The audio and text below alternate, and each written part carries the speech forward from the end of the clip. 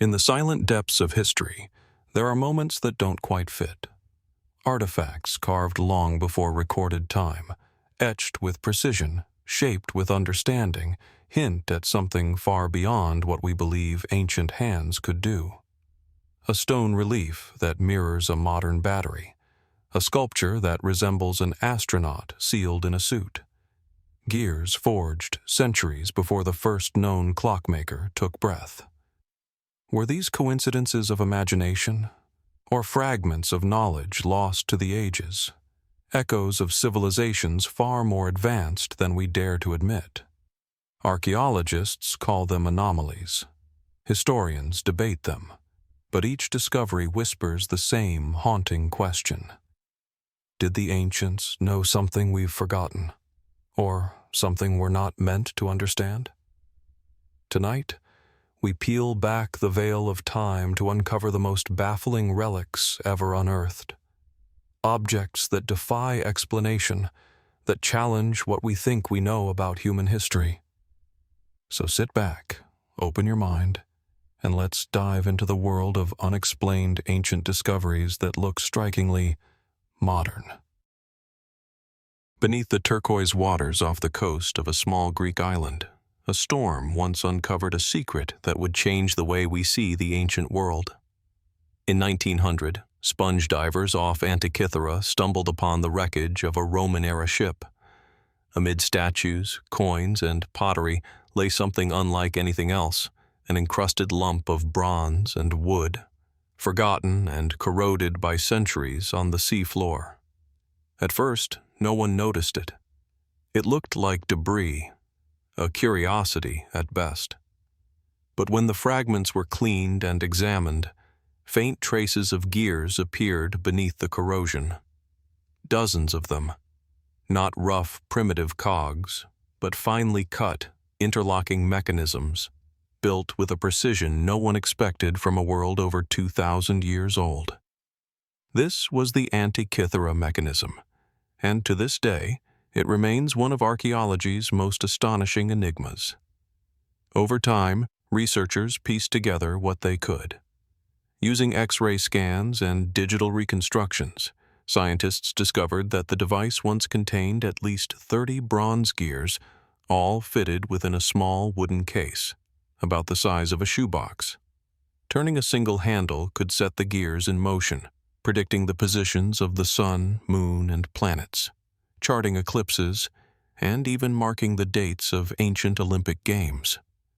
It was, in essence, a mechanical computer, built sometime around 100 BCE, more than a millennium before anything like it would appear again.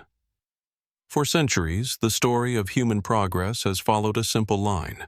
Primitive tools give way to complex machines. Technology evolves step by step. But the Antikythera Mechanism doesn't fit neatly along that line. It suggests a level of engineering so advanced, so intricate, that it forces historians to ask, how could something like this exist in the ancient world? The Greeks certainly understood mathematics and astronomy. Figures like Hipparchus and Archimedes laid the foundations for celestial geometry. But building a device capable of translating that knowledge into a functioning machine required not just theory, but craftsmanship, precision engineering, and the ability to shape metal on a microscopic scale. And then there's the question of uniqueness. If this was a known technology, where are the others? No other mechanisms of comparable complexity have ever been found from that era, not even fragments. The Antikythera stands alone, an orphan of time. Some scholars believe it represents the pinnacle of Hellenistic science, perhaps built by a disciple of Archimedes himself. Others argue it was the product of a fleeting golden age of mechanical invention, an era whose secrets were lost in the turmoil that followed Rome's rise. But not everyone is convinced the story ends there. More speculative voices whisper of other possibilities. Could the Antikythera Mechanism be evidence of an ancient technological tradition far older than Greece? Might it hint at a forgotten civilization, one whose knowledge faded long before recorded history began? Such ideas drift between the edges of archaeology and myth. Yet the precision of the mechanism, the perfectly measured gear ratios, the astronomical accuracy, invites wonder.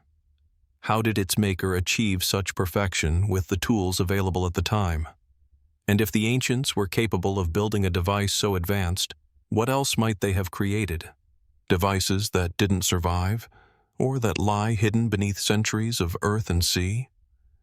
Even its discovery feels tinged with fate. The shipwreck off Antikythera wasn't an ordinary cargo vessel. It carried treasures, statues of marble and bronze, luxury goods bound for a wealthy patron, perhaps even a Roman noble. Could the mechanism have been part of a collection, an heirloom, or a teaching tool from one of the great schools of Alexandria or Rhodes? The inscriptions found on its surface, over 2,000 Greek letters painstakingly etched into the bronze, suggest it was more than a simple calculator. They read like instructions, perhaps an ancient user's manual. Yet the full text remains fragmented, its meanings debated. Some parts reference cycles of the moon, the phases of Venus, even the color of eclipses. Others allude to calendars and festivals, celestial rhythms woven into human life. Whoever built it, they saw the heavens not as distant lights, but as a living clockwork, a system that could be understood, measured, and perhaps even predicted. Modern reconstructions reveal its haunting beauty.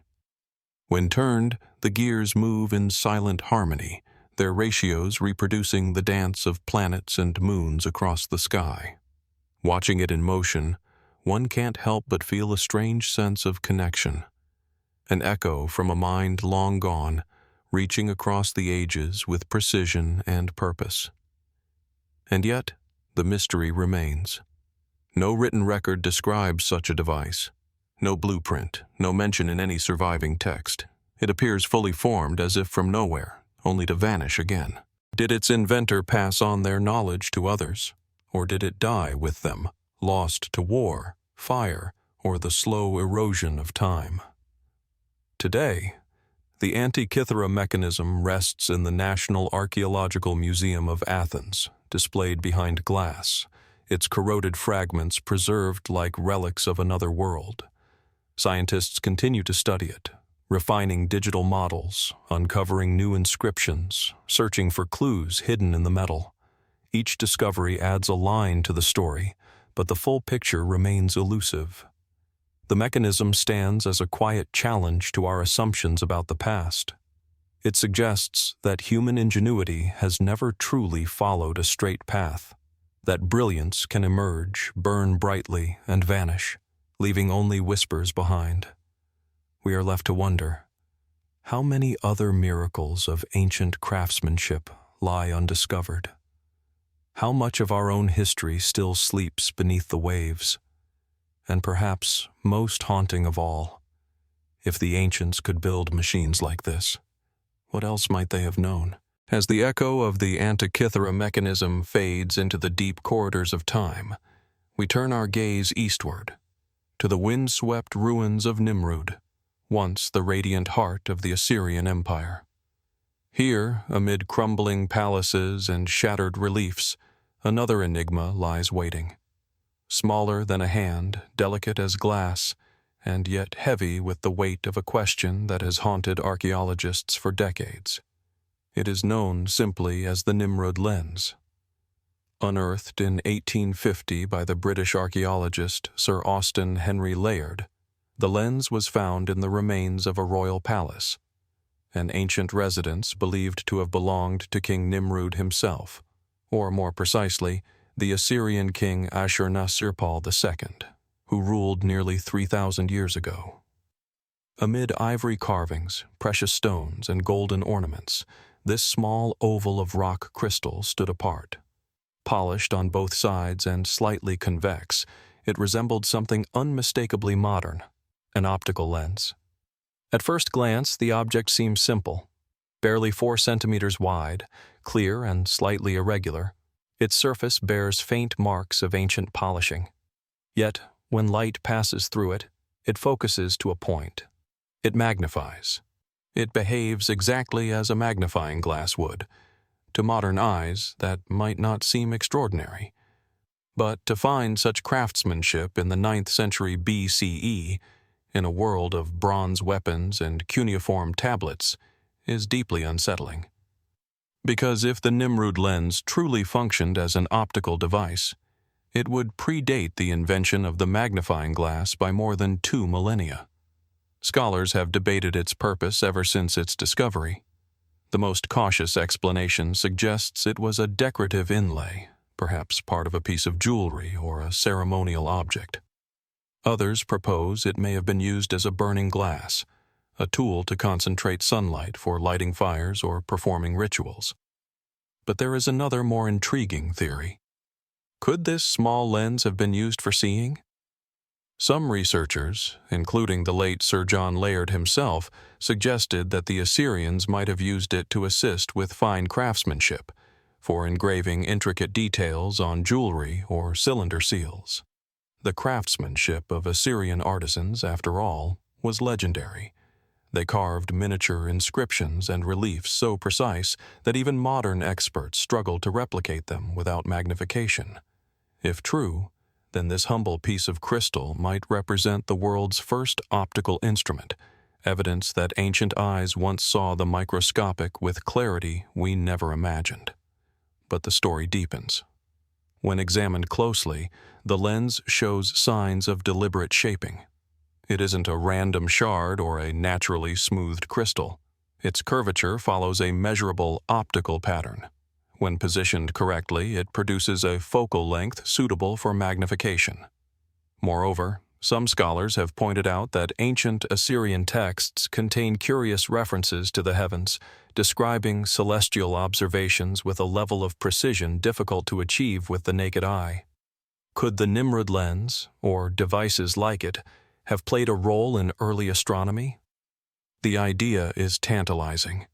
In the great city of Nineveh, the Assyrian astronomer priests were renowned for their detailed records of the stars. They charted eclipses, planetary movements, and omens written in the sky. If they had even a primitive optical aid, it might explain the accuracy of their astronomical data, centuries before the telescope was ever conceived. Still, caution persists. Critics argue that the Nimrud lens is optically imperfect, that its distortions would have made it unsuitable for astronomy or detailed observation. Its curvature is uneven, its polish crude by modern standards. To them, it is not evidence of lost technology, but simply an artifact that happens to resemble one. And yet, the question lingers. Why would an artisan of the 9th century BCE take the time to grind and polish rock crystal into a convex shape, something so laborious and delicate, if not for a purpose beyond decoration? Why do so few examples like it exist, if it was a mere trinket? And if it was indeed part of a larger optical tradition, what happened to the rest of it, to the other lenses, tools, or instruments that might once have accompanied it? When modern scientists tested replicas of the Nimrud lens, they discovered something unexpected. Despite its flaws, it can indeed magnify, by about 3 times. More intriguingly, when aligned with a bright light source, it can focus sunlight strongly enough to ignite wood or cloth. In other words, it works. A fragment of crystal from the dawn of recorded history, capable of magnification and ignition, both hallmarks of optical technology. So what was it really? A curiosity of craftsmanship? A ceremonial relic? Or a fragment of scientific experimentation far ahead of its time? Some researchers have gone even further. They note that the ancient Egyptians, Greeks, and Romans all left behind descriptions of crystal eyes and burning stones. The philosopher Seneca once wrote that globes of glass could make small letters appear larger. The Greek mathematician Aristophanes, in The Clouds, joked about using such a stone to light a fire. Could the knowledge of lenses have passed between these civilizations, shared, forgotten, and rediscovered across the ages? And if so, Does the Nimrud Lens represent not a one-time marvel, but a glimpse of a continuous, though largely invisible, technological thread woven through antiquity? As we look into the Nimrud Lens today, preserved in the British Museum, its surface dulled by time, it feels almost poetic.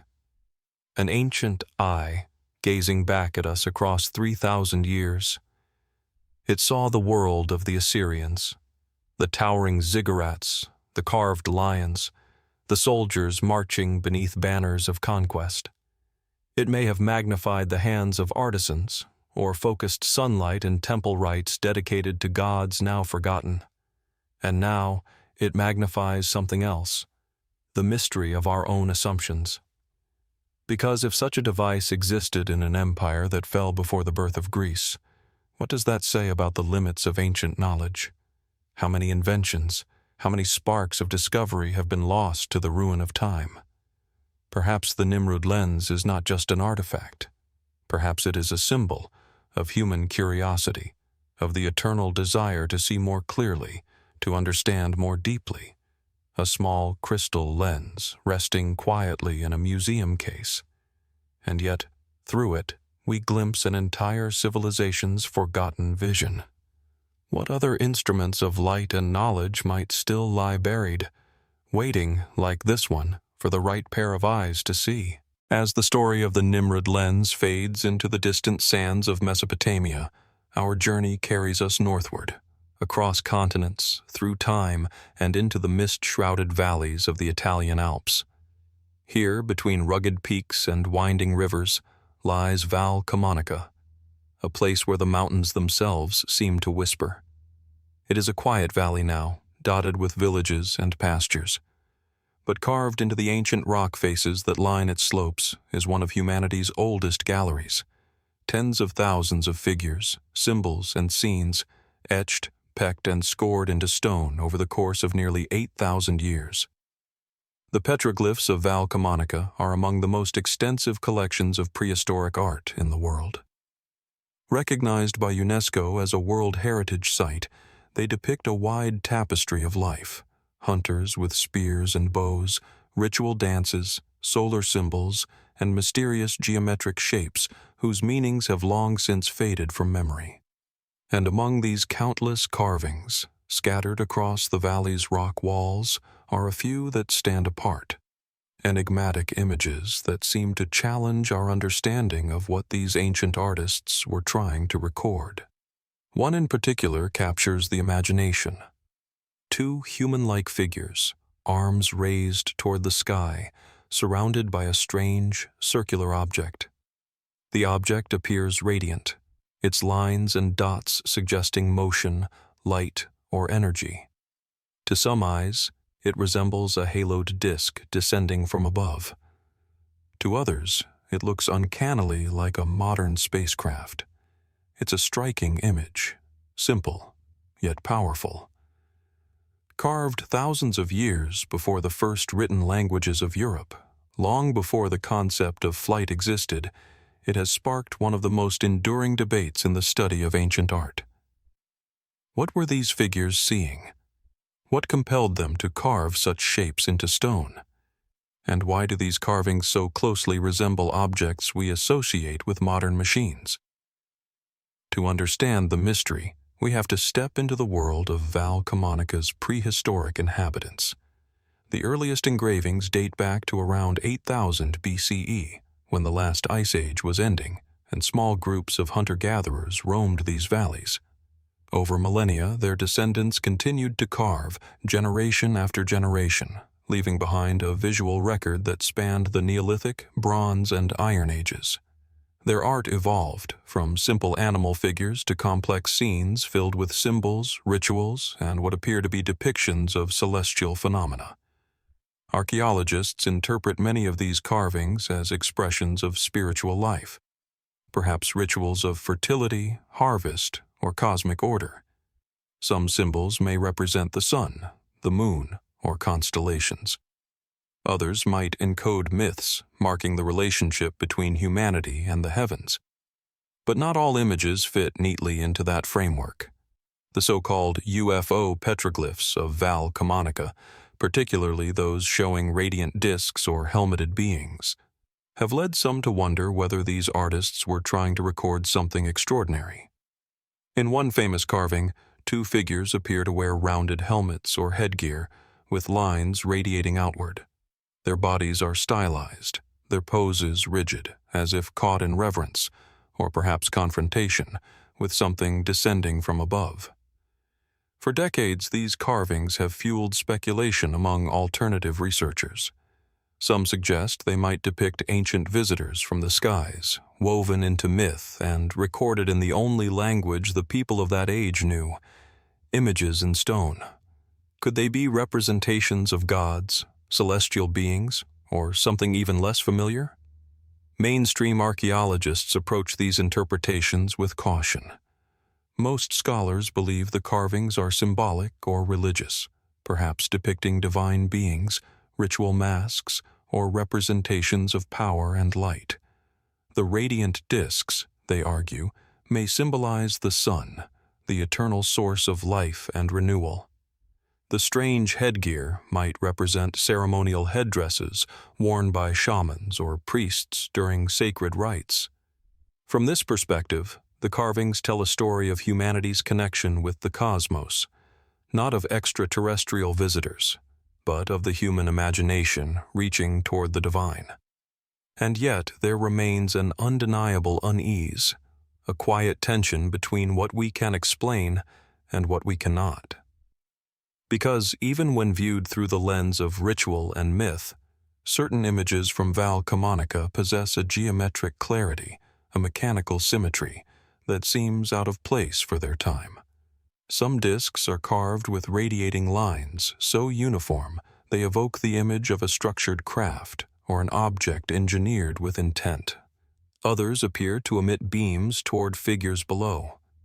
Could these have been visions? Natural phenomena like comets, solar halos, or meteor showers interpreted through spiritual eyes?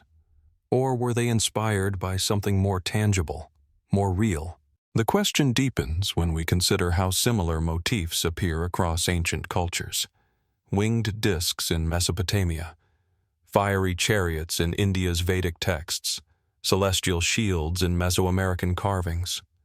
Separated by oceans and millennia, these civilizations described, each in their own language, the descent of glowing objects, the arrival of beings from the heavens, and the exchange of knowledge between gods and mortals. Are these stories mere coincidence? Universal symbols of the human yearning to connect with the sky? Or traces of a shared experience, something that ancient peoples across the world tried in their own ways to record? In Val Camonica, the evidence remains silent. The rocks speak only in images, and their meanings lie beyond translation. Over 140,000 individual carvings have been catalogued here, spread across 180 sites. Archaeologists continue to document and analyze them, searching for context, patterns of placement, sequences of symbols, clues that might bridge the gap between speculation and history. But the carvings that hint at something more, those radiant discs and helmeted beings, remain unresolved. They neither confirm nor deny the extraordinary. They simply are, etched into the mountainside, whispering across the ages. Walking among these stones, one feels a strange stillness. The carvings catch the sunlight at dawn, their lines glowing faintly against the ancient rock. You can almost imagine the people who once stood here, hammering symbols into the stone as smoke rose from their fires, as stars wheeled silently overhead. What did they see in the sky above this valley? What compelled them to record it, not once, but in countless variations, over generations? Were these visions of gods, or memories of encounters long forgotten by history?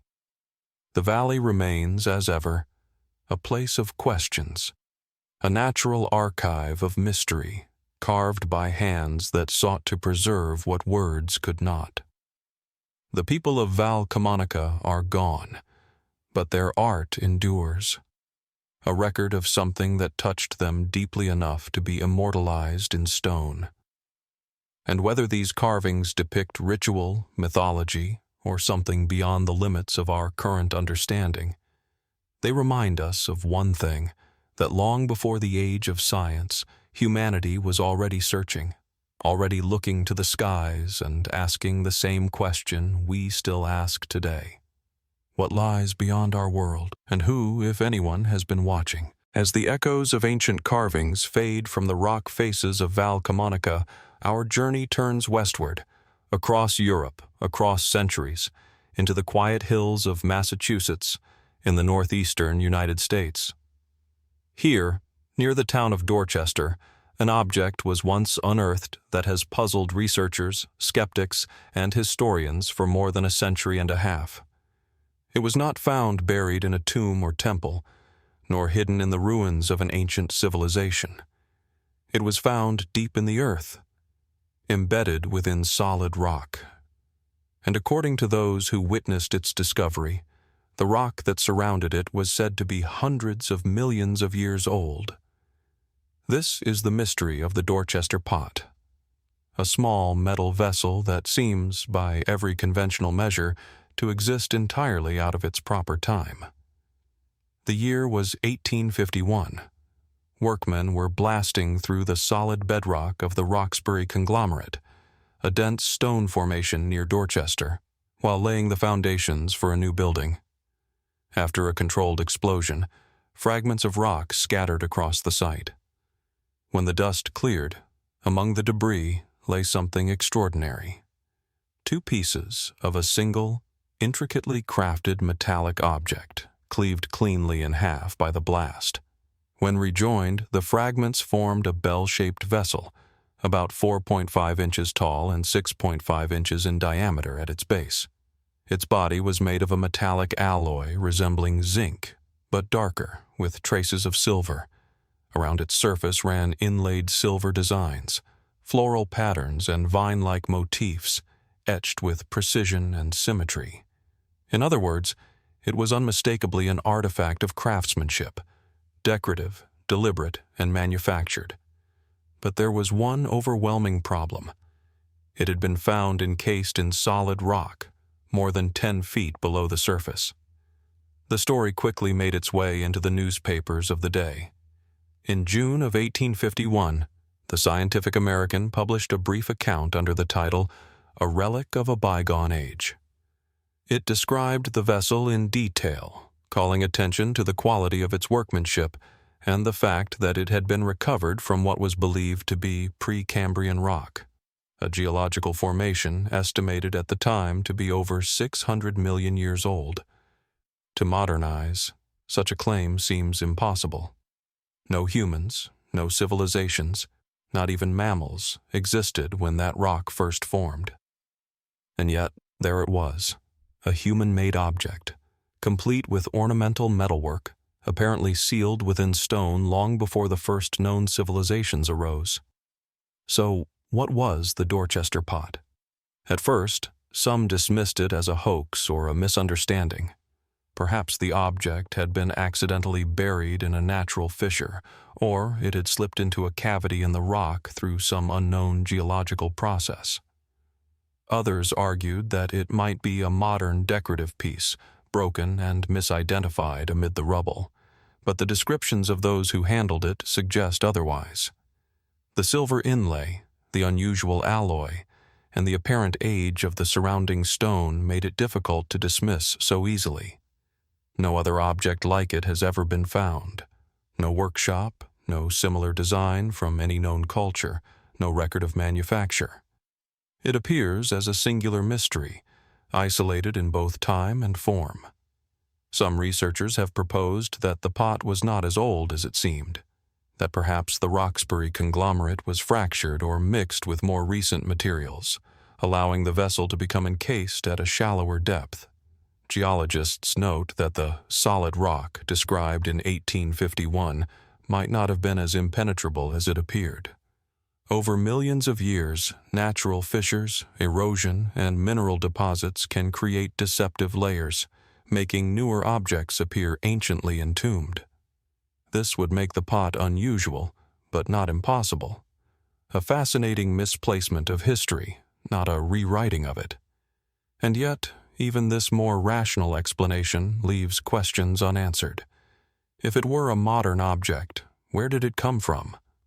Its craftsmanship does not resemble typical 19th century American metalwork. The ornate floral patterns recall Middle Eastern or Indian design, perhaps even something older. Was it an imported piece, lost or discarded, only to be rediscovered by chance? Or could it have belonged to an undocumented culture that once inhabited the region long before colonial settlement? For others, the Dorchester pot points to something deeper, something more unsettling. Those who dwell at the fringes of historical explanation see in it a hint of an impossible antiquity. Evidence, perhaps, that advanced civilizations once existed on Earth long before the rise of recorded history. Civilizations capable of metallurgy, artistry, and technology now lost to time. In this view, the Dorchester pot is not an isolated anomaly, but one of many artifacts, the so-called out-of-place objects that challenge our timeline of human development. Similar mysteries have been cited: the Antikythera Mechanism, the Baghdad Battery, the London Hammer, each suggesting that human ingenuity, or something resembling it, may have appeared long before the epochs we call civilization. Could it be that our understanding of the past is incomplete? That fragments of another history, another chapter of humanity, remain buried beneath our feet? Yet, even as we ask these questions, the physical evidence has all but vanished. The Dorchester pot itself has been lost to time. After its brief appearance in scientific journals and local collections, its trail grows cold. No known museum holds it. No modern examination has been made. Only drawings and written descriptions survive, a handful of 19th century sketches and accounts that remain the sole witnesses to its existence. Without the artifact itself, we are left with the shadow of a mystery, one that can neither be confirmed nor entirely dismissed. Still, the story of the Dorchester pot continues to haunt the edges of scientific curiosity. Because whether it was a misplaced relic, a misunderstood geological event, or a genuine anomaly from a forgotten age, it reminds us of something profound: that our picture of the past is not as complete as we often believe. Human history is built upon fragments, moments unearthed, stories half told, discoveries that refuse to fit the pattern. And sometimes all it takes is one object, one fragment of metal or stone, to make us question everything we think we know. Standing on the rocky hillsides outside Dorchester today, it is difficult to imagine the explosion that revealed that small, shining vessel. How it must have gleamed in the morning light, freshly freed from its stone prison. Was it truly an object crafted millions of years before humankind? Or was it a trick of nature, a coincidence mistaken for a miracle? We may never know, but perhaps that is the true power of such discoveries. They remind us that beneath the surface of even the most ordinary places, there may still lie mysteries waiting to be uncovered, artifacts that whisper of lost worlds, of forgotten hands, and of a history far older and far stranger than we yet understand. From the rocky hills of Dorchester, where a metallic vessel once defied the ages, our path turns eastward, across the Atlantic, deep into the forests of central Germany. Here, in the quiet region of Saxony-Anhalt, not far from the town of Nebra, a group of treasure hunters once stumbled upon something that would rewrite the boundaries between myth, astronomy, and mystery. The year was 1999. Two men, digging illegally on a hill known as the Mittelberg, unearthed a collection of strange objects: 2 swords, a set of arm rings, and an oddly shaped disc of metal, its surface covered in green patina and flecks of gold. At first, it looked like little more than a corroded shield. Ancient, yes, but unremarkable. Then, as the earth fell away and the gold caught the light, they realized they were holding something extraordinary. A bronze disk, about 30 centimeters wide, adorned with gold inlays that formed an unmistakable image, a crescent moon, a round sun, or perhaps a full moon, and a scattering of stars. Among those stars, one cluster stood out, a tight grouping of 7 golden dots, perfectly arranged. To astronomers, it was instantly familiar. The Pleiades, the Seven Sisters, one of the most recognizable star clusters in the night sky. This was the Nebra Sky Disk, and it would become one of the most mysterious and debated artifacts ever found in Europe. From the very beginning, the disk seemed to defy expectations. Archaeologists soon dated it to around 1600 BCE, placing it in the Bronze Age, a time when Europe's peoples were thought to possess only rudimentary tools and oral traditions, not the complex astronomy the disk appeared to encode. The gold patterns weren't random decorations. They formed a coherent celestial map, a deliberate composition of heavenly symbols. Over time, further analysis revealed that the disk had been modified several times across generations. New elements were added, removed, repositioned. It was not a static work of art, but a living instrument, adjusted as its meaning evolved. To the modern eye, it almost looks like a machine, an ancient interface between earth and sky, meant to capture the rhythm of the cosmos. Mainstream researchers now believe the Nebra Sky Disk may have functioned as an astronomical calendar. The placement of the Pleiades and the 2 arcs along its sides align with the positions of the sunrise and sunset during the solstices, suggesting that the disk could have been used to mark the changing of the seasons. This would have been invaluable for agricultural societies dependent on precise timing for planting and harvest. Yet even with this explanation, the disk's craftsmanship remains astonishing. Its makers combined bronze smelting, gold inlaying, and astronomical observation with a sophistication that seems far ahead of its time. To create such a device required not only artistic skill, but a deep mathematical understanding of celestial movement, centuries before the tools of scientific astronomy existed. So, how did they do it? No written records survive from the culture that produced the disk. We know nothing of their language, their beliefs, or their methods. Only this single artifact remains, its symbols gleaming faintly, as if trying to communicate across millennia. Some scholars connect it to the Unetice culture, a Bronze Age society known for its elaborate metalwork and far-reaching trade networks. The materials themselves tell a story of vast connection. The gold came from Cornwall, the copper from the Austrian Alps, the tin possibly from distant lands to the west. Whoever created it, they were part of a network that spanned thousands of kilometers, an ancient world far more interconnected and perhaps more advanced than we once believed. And yet, the Nebra Sky Disk doesn't fit neatly into that narrative. It is not just an artifact of beauty or craftsmanship. It's a statement of knowledge, a deliberate, coded reflection of the heavens. What kind of society could have conceived it? Did they understand the mechanics of celestial movement, or was this an attempt to preserve a revelation, a pattern witnessed perhaps in the sky itself? Some have suggested that the disk represents the merging of scientific observation and spiritual vision, a bridge between practical astronomy and cosmic belief. Others see it as a ritual object, used by a priestly class to track the sun's journey and thus control the rhythms of agricultural and ceremonial life. But for some, even that explanation does not fully satisfy the mystery. In recent decades, alternative researchers have proposed that the Nebra Sky Disk may be more than a calendar, that it could be a map or even a message. A map, perhaps, not of the Earth, but of the stars.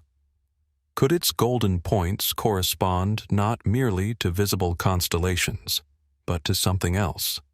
Something seen, perhaps, in the night sky that no longer exists? Others note the precision of its geometry, the measured arcs that seem almost mechanical in their regularity. They liken it to a schematic, a diagram of energy, or even a model of celestial mechanics far beyond Bronze Age capability. And then there are those who take the speculation further still, seeing in the disk's circular form and radiant design echoes of devices yet to come. Navigation tools, astronomical instruments, perhaps even a representation of flight or motion beyond the Earth itself. It is easy to dismiss such ideas as fantasy, but the mystery persists because the disk itself refuses to give up all its secrets. In 2019, new research revealed that the disk had likely been buried with deliberate care, placed in the ground atop the Middleburg Hill, and aligned precisely to the sunset at the summer solstice. This was no random interment. It was a ritual act, perhaps marking the end of its use, or the passing of those who understood its meaning. When the disk was placed in the earth some 3,600 years ago, it was sealed beneath layers of soil and time, waiting for rediscovery. It remained hidden until a chance event, an illegal excavation, brought it once again into the light, almost as if, after thousands of years, it was meant to be found. Today, the Nebra Sky Disk rests safely within the State Museum of Prehistory in Halle, its golden constellations preserved under careful glass. Yet even now, experts continue to debate its purpose. Each analysis brings new insights and new questions. What does it truly represent? A calendar of the seasons? A spiritual map of the cosmos? Or a glimpse of knowledge inherited from a civilization long forgotten? Its message is silent, yet it continues to speak, to archaeologists, astronomers, and dreamers alike. Standing before it, one feels the same quiet awe that the first stargazers must have felt thousands of years ago. A recognition that humanity has always looked upward, always sought to make sense of the heavens. Perhaps the Nebra Sky Disk is not merely an ancient artifact, but a reminder, a fragment of an older understanding, one that saw no boundary between the mystical and the mechanical, between the world of gods and the machinery of the stars. And so, as we move deeper into the mysteries of the past, the disk leaves us with a single, lingering question. If our ancestors could chart the sky with this kind of precision so long ago, what else might they have known? What other technologies, what other machines, lost now, waiting patiently to be found once more beneath the soil of time? From the forested hills of Nebra, where a bronze disk once mapped the heavens, our journey drifts south, across the Mediterranean, over deserts of gold and wind, to the land of ancient Egypt. Here, on the west bank of the Nile, near the quiet town of Dendera, stands one of the most beautifully preserved temples of the ancient world. The Temple of Hathor rises from the sand like a frozen hymn to the stars. Its stone walls are carved with scenes of gods and kings, celestial boats and sacred rituals. Every inch tells a story, yet within this grand tapestry of myth and devotion lies one image that has sparked endless wonder and debate. Hidden deep within the temple's subterranean chambers, where priests once performed secret rites far from the light of day, there is a series of carvings unlike any other in Egypt. Elongated ovals, curling at one end like bulbs or glass vessels, connected by thick lines resembling cords or filaments. Within them, human figures hold what appear to be glowing shapes that, to some modern eyes, look strikingly similar to electric lamps. This is the mystery of the Dendera Light. The carvings were first brought to international attention in the 19th century, when European explorers documented the bas-reliefs on the temple's crypt walls. To Egyptologists, they were simply another expression of Egypt's intricate mythology, a symbolic representation of life, creation, and the divine. but to others, the resemblance was impossible to ignore. The long bulb-like shapes, the snake-like figures within, the apparent cables connecting them to what looks like a box or pedestal, all of it seemed to echo the design of modern electrical devices. Could these carvings depict an ancient form of technology? And if so, what did the ancient Egyptians know about light, thousands of years before the invention of the electric lamp? The Temple of Hathor itself dates to the Ptolemaic period, around the 1st century BCE, though it was built atop much older structures. Dedicated to Hathor, the goddess of music, fertility, and the sky, it served as a spiritual and astronomical center. Beneath its floors lay hidden chambers accessible only to the highest priests, spaces used for sacred rituals connected to rebirth and cosmic renewal. It is here, carved into the crypt walls, that the so-called light bulbs appear. Each image shows a serpent emerging from a lotus flower, enclosed within a transparent oval shape. Beneath it, a human figure stands holding what appears to be a supporting pillar or wire. Mainstream Egyptologists interpret this imagery through the lens of mythology. They explain that the serpent represents the primordial energy of creation, known as Harsomptos, or the rising sun. The oval shape is not glass, but the cosmic womb, a symbol of rebirth and divine power. The cable beneath it, they argue, is the Djed pillar, representing stability and the backbone of the god Osiris. In this reading, the Dendera reliefs are spiritual, not mechanical, a sacred allegory, not a technological blueprint, and yet the mystery lingers. Because when viewed through modern eyes, the imagery aligns uncannily with the structure of an electric lamp. The elongated glass-like shape, the serpent resembling a filament, the supporting rod and the box-like base, it's a resemblance difficult to dismiss entirely as coincidence. Some early 20th century researchers and engineers took the comparison literally. They proposed that the Dendera carvings might record an ancient knowledge of electrical illumination, a system used to light the temple's interiors without the soot or smoke of oil lamps. After all, the chambers where these carvings are found show no traces of soot on their ceilings, an observation that has fueled this theory for decades. If torches and lamps were not used, how were these hidden sanctuaries illuminated during their decoration? Could the Egyptians have possessed a method of creating light that has since been lost? Skeptics counter that the absence of soot can be explained more simply. Ancient artisans may have used reflective mirrors, polished from bronze or copper, to redirect sunlight deep into the temple corridors. Experiments in modern times have shown that such mirror systems could indeed provide workable light for short periods, though perhaps not with the intensity needed for detailed carving in total darkness. Still, the electric light theory refuses to fade. Some researchers have suggested that the Dendera reliefs preserve symbolic memories of real devices, perhaps ceremonial or experimental instruments developed by temple engineers. Others take the mystery further still, proposing that the Egyptians inherited fragments of advanced knowledge, astronomical, architectural, and possibly technological, from a much older civilization, now lost to history. If so, could the Dendera Light be a symbolic echo of that forgotten science, a mythologized representation of something that once existed, its true function disguised within religious art? There are also the stranger theories, those that speak of ancient energy sources or contact with beings from beyond the earth. Such ideas fall outside conventional archaeology, yet they persist precisely because the images themselves resist simple categorization. The Egyptians, after all, were master engineers and astronomers.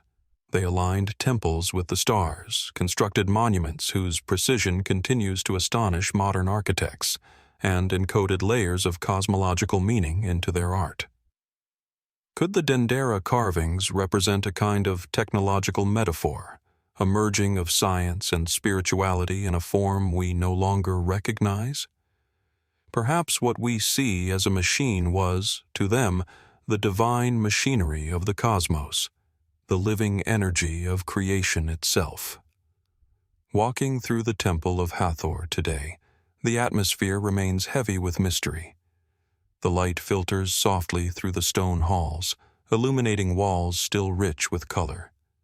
Beneath your feet, the stairways descend into the ancient crypts, where the air grows cooler, stiller. There, on the stone walls, the lights of Dendera remain, unchanged for over 2,000 years. The serpents still glow faintly in the dim illumination. The carved figures still stand in silent reverence. What message were the ancient priests trying to leave us? Were they depicting the physical act of creation, the birth of light in the world? Or were they recording something they had truly seen, something they perhaps could not fully explain? In the end, the Dendera Light occupies a strange space between myth and machine. It invites both the scientist and the mystic to gaze upon it and wonder, what if? What if these carvings preserve not merely symbols, but memories of knowledge gained, then lost? What if the ancients, in their pursuit of divine illumination, achieved a form of light both literal and spiritual, one that we have only begun to rediscover? The stone reliefs will not answer. They keep their secret in silence, as they have for millennia. And as we leave the shadowed crypt and step back into the Egyptian sun, we are left with a single, lingering thought. Perhaps the greatest light of all is the one that shines through history's deepest mysteries, reminding us that there are still things beneath the sands of time that we do not yet understand. From the shadowed crypts of Egypt, where light itself becomes a mystery, our path now carries us west, across the Atlantic, across time, to the emerald valleys of Colombia. Here, where the Andes rise into the clouds and rivers cut through dense, ancient forests, gold has always held a sacred place. To the peoples who once lived among these mountains, gold was not merely a metal, it was the sweat of the sun, a divine substance that bridged the human and the celestial. Among these ancient cultures, none shone brighter than the Quimbaya civilization. Flourishing more than 1,000 years ago along the banks of the Cauca River, the Quimbaya were master goldsmiths. Their craftsmanship was so refined, so impossibly delicate, that even modern metallurgists study their techniques with awe. But amid their intricate jewelry, ceremonial figures, and sacred ornaments lies a smaller, stranger collection, objects that defy easy explanation. Tiny, golden figures, some barely a few inches long, shaped like no known creature, yet unmistakably resembling something familiar, something modern. To some, they look like birds or insects, but to others, they look like machines. These are the Quimbaya Artifacts, a group of small, aerodynamic gold figures discovered in various tombs across Colombia in the late 19th and early 20th centuries. Crafted between 500 and 800 CE, each piece is a masterpiece of form and balance. Their smooth lines, delta-like wings, and vertical tails seem to echo designs not of nature, but of engineering. At first glance, they could be mistaken for miniature airplanes. The resemblance is uncanny. Fuselage-like bodies, stabilizing fins, even structures that appear like cockpits or landing gear. Of course, such comparisons immediately raise uncomfortable questions. How could a pre-Columbian culture, long before the Wright brothers, long before modern flight, create designs that so closely resemble modern aircraft? Coincidence? Symbolism? Or something more? Archaeologists classify the figures as zoomorphic pendants, likely inspired by fish, insects, or stylized birds. Creatures associated with the sky and water, realms of transition and freedom in Quimbaya cosmology. In this interpretation, their aerodynamic shape is artistic, not technological.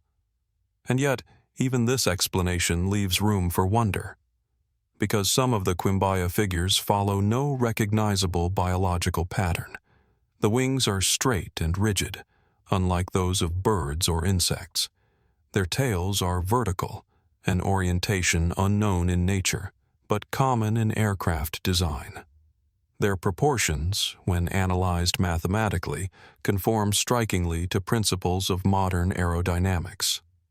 In 1954, the first serious mention of this resemblance appeared in a Columbian museum catalog, but it wasn't until the late 20th century that the debate ignited into full flame.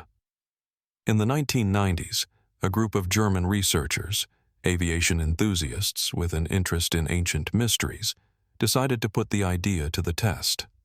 Using the Quimbaya models as blueprints, they constructed scaled-up replicas with engines and remote control systems. To their astonishment, the models flew beautifully. They achieved stable flight without modification to the basic ancient design, needing only modern propulsion.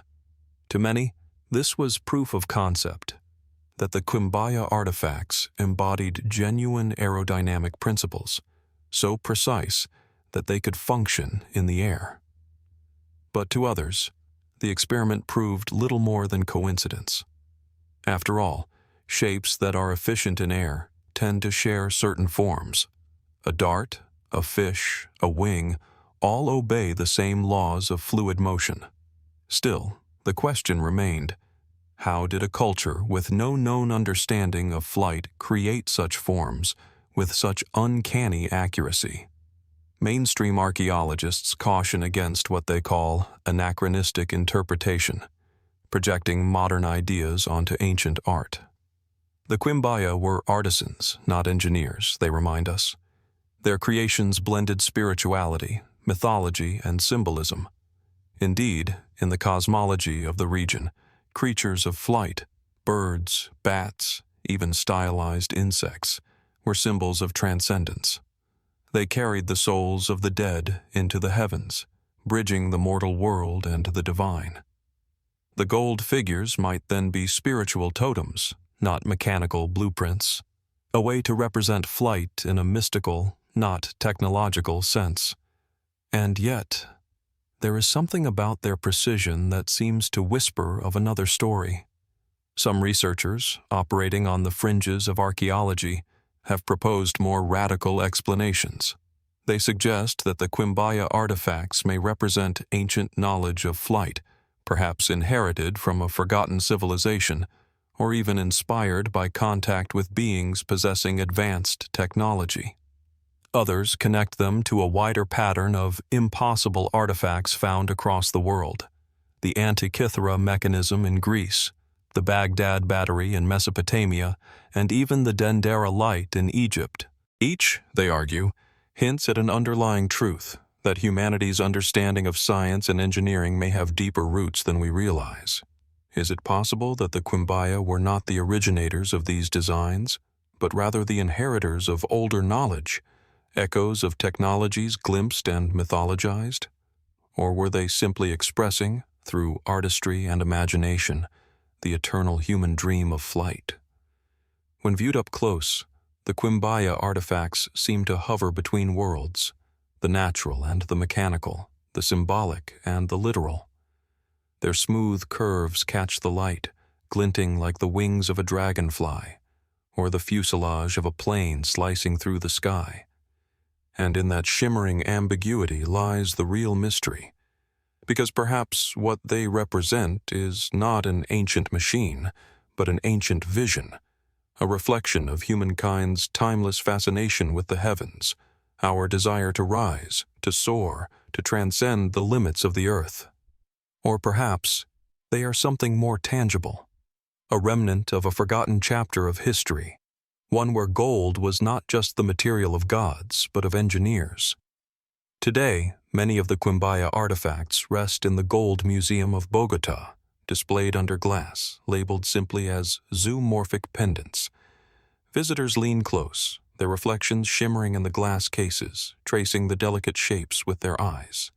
Some see birds, some see fish, and some, inevitably, see aircraft. What we perceive, perhaps, depends on what we are ready to believe. Were these objects pure expressions of art and faith, or records of a lost technology that once bridged earth and sky? The truth, as ever, remains suspended, somewhere between myth and metal, faith and flight. And as we leave the quiet halls of the museum and step into the modern world, where airplanes cross oceans and satellites orbit the stars, we are left with a haunting question. Could it be that humanity has been chasing the dream of flight not just for centuries, but for millennia? That the shapes we build today are not new inventions, but rediscoveries, echoes of something long forgotten, cast in gold by hands that reached for the sky long before history began to write? From the golden artifacts of the Quimbaya, where tiny forms seemed to glide through the air like forgotten aircraft, our journey now circles back to the heart of ancient Egypt, a civilization whose monuments still defy time and whose carvings continue to whisper secrets across millennia. South of Cairo, along the fertile banks of the Nile, lies the ancient city of Abydos, a place the Egyptians called Abju, one of their holiest sites. Here, temples were raised not merely as monuments to gods and kings, but as portals between worlds, gateways to eternity. Among these sanctuaries stands the Temple of Seti I, a masterpiece of New Kingdom architecture. Its sandstone walls, worn smooth by centuries, are inscribed with scenes of divine lineage, sacred rituals, and the eternal bond between Pharaoh and God. But high above one of its columns, etched faintly into the stone, lies a set of hieroglyphs that seem to belong to another time entirely. When first seen, they appear ordinary enough, the graceful symbols of Egypt's sacred script. But as the eye adjusts, shapes begin to emerge that are anything but ordinary. A shape like a helicopter, complete with rotor blades and tail fin. Another that resembles a modern jet. A third that looks uncannily like a submarine, its rounded hull emerging from the ancient stone. It is a tableau that should not exist. Machines from the 20th century, carved more than 3,000 years ago. This is the mystery of the Abydos helicopter. The carving lies in the hypostyle hall of Seti I's temple, on the ceiling beam above a doorway. It was rediscovered in the 20th century when clearer photographs began to circulate among researchers and tourists alike. To the modern observer, the resemblance is unmistakable. The helicopter shape, with its slender body and twin blades, seems to leap out from the otherwise traditional hieroglyphic scene. How could such images appear in a temple dating back to the 13th century BCE, an age when the height of Egyptian engineering was the chariot and the reed boat? Could it be a coincidence of shapes, a trick of erosion and overlaid carvings? Or does it suggest something far more mysterious? At first glance, the mystery appears to invite the impossible. Some have suggested that the Abydos carvings are evidence of ancient technology, machines of flight or war lost to time. Others take the speculation further, proposing that the Egyptians might have witnessed or even interacted with advanced visitors whose crafts inspired these carvings. The images are, after all, eerily precise: rotors, tails, and aerodynamic bodies rendered with forms that resonate deeply with the technological eye. To believers in ancient technology, the Abydos relief is a fragment of a forgotten history, proof that the ancients possessed or at least witnessed knowledge far beyond their age. But is there another explanation? One grounded in the language of stone and symbol? Egyptologists, studying the relief closely, have offered a far more terrestrial interpretation. They explain that what appears as futuristic machinery is, in fact, the result of a palimpsest, a carving that has been reinscribed over an older one. In ancient Egypt, it was common practice for new pharaohs to claim the works of their predecessors by overwriting their names and titles. In this case, Seti I's inscriptions were later recarved during the reign of his son, Ramses II. Over the centuries, as the upper layers of plaster and stone eroded away, portions of both sets of hieroglyphs blended together, creating hybrid shapes that bear no single intended meaning. When two hieroglyphic layers merge, the result can look abstract, or, in this case, startlingly mechanical. The helicopter, for instance, is thought to be a superimposition of the hieroglyph for piety, meaning sky or heaven, and another symbol referring to dominate or to protect. The submarine and jet forms follow similar overlaps. Under this interpretation, the Abydos helicopter is not a prophecy of technology, but an accident of history, a coincidence produced by time's slow erosion. And yet, even as this explanation satisfies the rational mind, it leaves the imagination curiously unsatisfied. Because it's not just the forms themselves that compel us, it's the uncanny way they align with modern design, the rotor's perfect symmetry, the smooth aerodynamic outlines, the visual coherence of something that looks engineered. Is it truly coincidence that ancient carvings, through pure chance, would produce patterns so evocative of flight, propulsion, and machines of the sky? Or could there be something deeper, something about the human mind that naturally gravitates toward these shapes, that envisions motion and structure in ways that transcend time? In ancient Egypt, flight held profound symbolic meaning. The gods themselves were creatures of the air, the falcon-headed Horus, the vulture goddess Nekhbet, the winged sun that stretched across temple ceilings. To the Egyptians, the sky was not merely above. It was the realm of divinity, of eternal movement. The pharaohs sought not only to rule the earth, but to ascend, to rise into the heavens as gods among stars.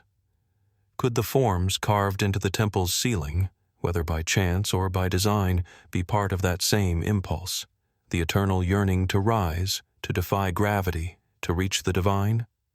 Perhaps what we see as a helicopter is, at its core, an echo of that same timeless dream, the dream of flight that unites all civilizations, ancient and modern alike. The temple of Seti I stands today in silence, its columns rising into the warm air of Abydos. The light shifts across the ancient stones, revealing and concealing the strange carvings in equal measure. Tourists point upward, their voices hushed with awe. Guides explain the palimpsest theory, while others simply stare, wondering how stone from the Bronze Age could bear the image of steel and rotor blades. As day turns to dusk, the carvings fade again into shadow, their details lost until morning light returns. It is as if the mystery itself resists permanence, revealing just enough to ignite curiosity, but never enough to resolve it. Perhaps in the end, the Abydos helicopter is not evidence of forgotten machines or ancient visitors, but a reflection of something even more profound, the human tendency to see our own creations in the past, to project our hopes, fears, and technologies onto the canvas of history. Yet there remains a quiet unease, a whisper that refuses to fade. Why here, in one of Egypt's holiest temples, do we find images that speak so vividly to the language of modern invention? Why do they look so familiar, so precise, so deliberate? Coincidence, or continuity, erosion, or memory? We cannot say for certain, but as we stand in the ancient hall of Abydos, looking up at those enigmatic carvings, one thought becomes impossible to escape. Across millennia, civilizations rise and fall, yet the same visions persist, the same shapes, the same aspirations, the same mysteries carved in stone. And perhaps, just perhaps, the ancients were not trying to depict machines at all, but the eternal machinery of the gods, their power, their movement, their presence, and that, in its own way, may be the greatest technology of all. From the sands of Abydos, where ancient carvings seem to whisper of flight and forgotten machines, our journey now ascends into the remote mountains of western China, a land of thin air, cold winds, and silence. Here, high upon the Bayan Karaula range, where jagged peaks pierce the clouds and few travelers venture, a mystery is said to have lain hidden for thousands of years. A discovery so strange, so out of place, that even today it sits uneasily between the worlds of archaeology, mythology, and legend. This is the story of the Dropa Stones, and the tale they are said to tell.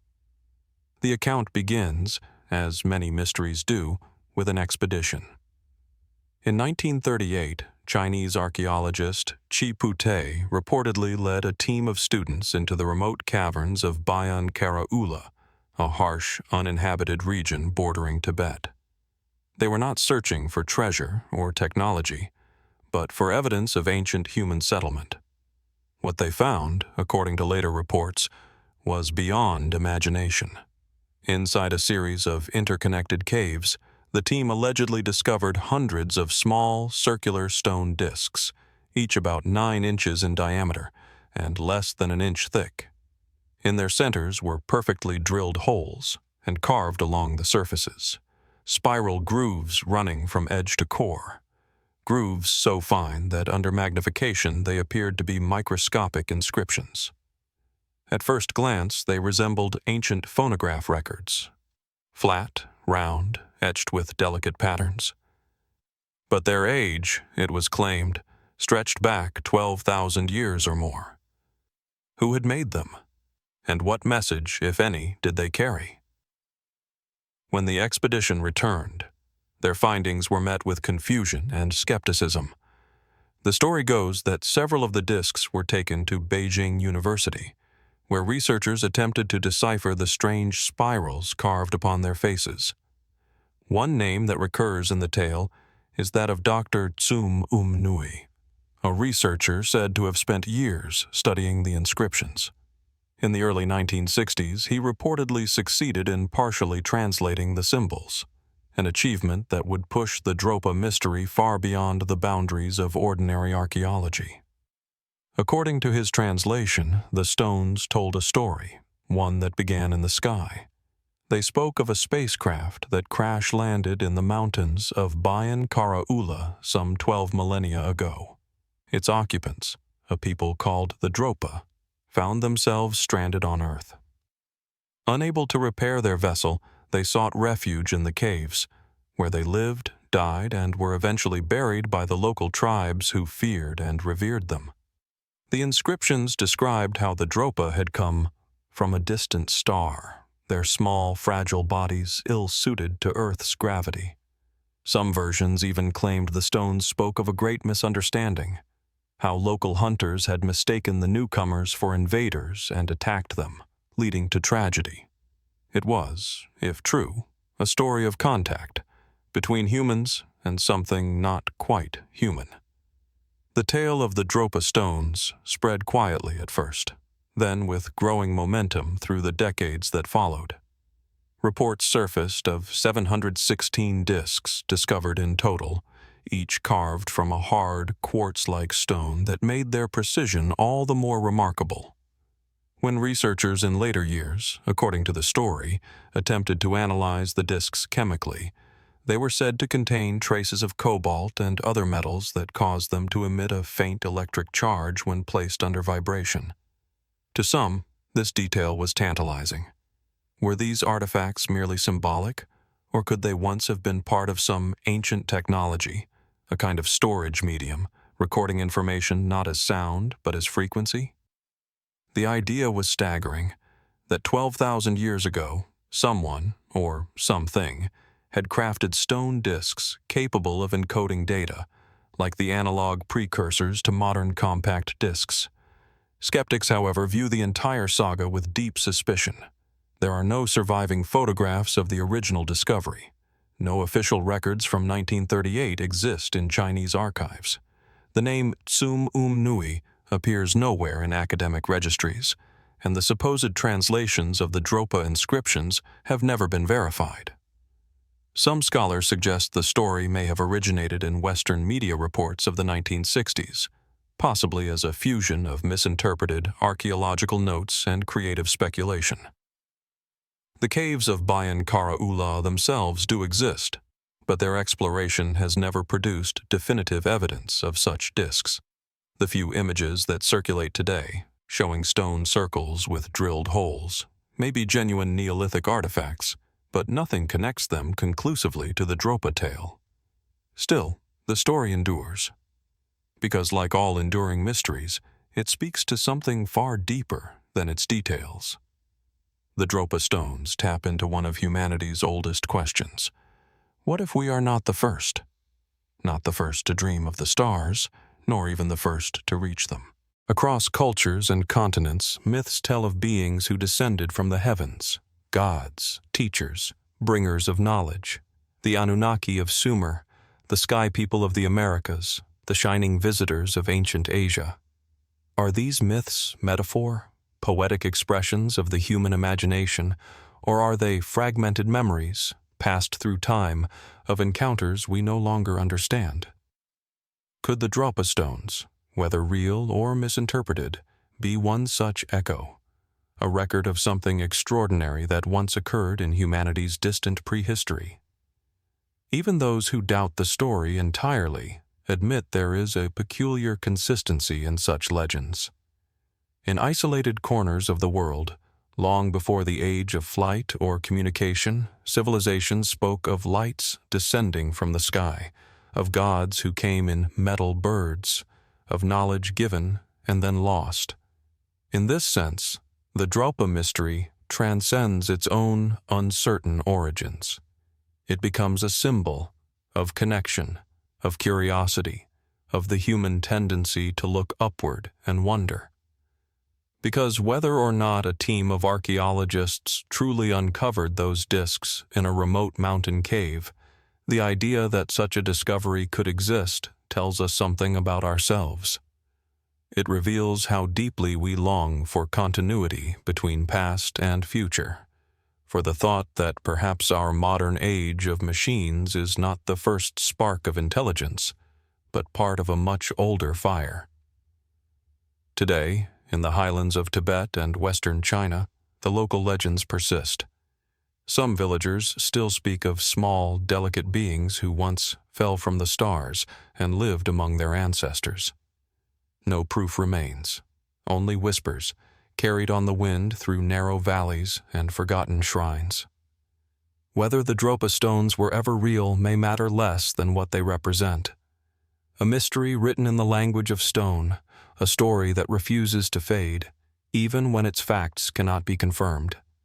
And perhaps that is the greatest clue of all, that every civilization, ancient or modern, seeks to leave behind something enduring. Something that says, "We were here, we knew, we dreamed." So as the mists curl around the peaks of Bayan Kara, we are left to wonder, were the Dropa Stones simply the invention of imagination, an echo of myth mistaken for history? Or might there still lie, buried beneath the rock and ice of those distant mountains, relics of a story not yet ready to be told? The truth, like the mountains themselves, remains shrouded in mist, waiting, perhaps, for someone to uncover it once again. From the remote peaks of Bayan Kara, where stone disks whisper of celestial visitors, our journey now moves southward across the Indian subcontinent, into the sprawling historic city of Delhi, a place where centuries converge and history seems to fold upon itself. Among the ancient mosques, bustling streets, and imperial ruins, there stands a singular monument, silent yet commanding, the Iron Pillar of Delhi. Rising nearly 7 meters into the air, its surface gleaming faintly in the Indian sun, the pillar is deceptively simple at first glance, a solid shaft of iron, mounted on a circular base, capped with a lotus bud. It is a relic of the 6th century CE, attributed to the reign of Chandragupta II of the Gupta Empire. Yet, despite its apparent age, it possesses a quality that has left metallurgists and historians astounded for centuries. It has never rusted. In a country renowned for its humid monsoons and torrential rains, where iron and steel corrode within years, the Delhi iron pillar stands as a silent testament to an extraordinary craft. Its surface shows no deep pitting, no signs of degradation, not even after more than 1,600 years of exposure to the elements. The pillar is inscribed in Sanskrit, detailing the victories of Chandragupta II and honoring Vishnu, the preserver god. The script is precise, carved deeply into the iron without any cracking or flaking, remarkable considering the challenges of inscribing upon such a dense material. But it is the very metal itself that has fueled endless fascination. Modern analysis reveals that the pillar is composed almost entirely of wrought iron, produced using techniques that were, even by today's standards, extraordinarily advanced. The iron is remarkably pure, with traces of phosphorus, a factor that contributes to its remarkable resistance to corrosion. Researchers have noted the presence of a passivating layer on the surface, a natural oxide that seems to prevent rust formation. Yet even this does not fully explain the pillar's endurance. The scale, the purity, the metallurgical skill required to forge such a massive iron object in one piece, without modern furnaces, electric forges, or chemical treatments, remains astonishing. How could artisans of the 6th century achieve such perfection? What techniques did they employ to create a column of iron so massive, so flawless, that it would endure untouched by time? Some scholars suggest that the Gupta metallurgists possessed a deep knowledge of ancient ironworking methods now largely lost. They argue that the combination of high-quality ores, precise temperature control, and layering techniques allowed the pillar to resist corrosion naturally. The iron may have been carefully smelted and hammered, forming a lattice of molecular structure that naturally produced the protective surface layer. Yet even with these explanations, questions remain. How did they manage to forge a single monolithic column without modern tools? How did they move, erect, and stabilize a structure that weighs over 6,000 kilograms? And how did they achieve a metal of such purity, when impurities in iron ore were notoriously difficult to remove in the pre-modern world? The pillar's perfection invites speculation beyond conventional metallurgy. Some suggest that the Gupta engineers had knowledge of chemistry and corrosion resistance far ahead of their time, techniques that would not be rediscovered until the Industrial Revolution. Others wonder if the pillar was part of a broader tradition of ancient advanced metallurgy, evidence that civilizations of the past had mastered technologies we often assume are modern inventions. It is not impossible to imagine that the Gupta artisans, observing nature and experimenting with materials over generations, arrived at methods so refined that their work has endured where most metal structures of the era have long vanished. Yet, in its enduring silence, the iron pillar seems to defy even careful analysis. Its existence challenges assumptions about the limits of human ingenuity in the ancient world. Unlike other surviving structures, which rely on stone, brick, or concrete for longevity, the pillar demonstrates that iron, traditionally fragile under environmental stress, can persist indefinitely when crafted with unmatched skill. Some have speculated, more controversially, that the pillar's endurance hints at knowledge lost to time, techniques so advanced that modern engineers have yet to fully replicate them. Could it be that the ancients possessed insights into metallurgy and material science that rival or even exceed early industrial methods? The mystery of the iron pillar is not only technical but symbolic. In Hindu tradition, iron represents strength, durability, and resilience, qualities mirrored in the pillar's enduring presence. Placed near the entrance of the Qutb complex, it may have served as a symbol of divine protection, as much as a testament to human achievement. Yet there is an almost cinematic quality to its presence. Standing beneath it, looking upward, one feels the same awe as when gazing at a towering monolith or a perfect arc of engineering. Its surface glints, its inscriptions speak of kings and gods long gone, and the mind cannot help but wonder. How did they accomplish this? What secrets of craft, knowledge, and observation have been lost to time?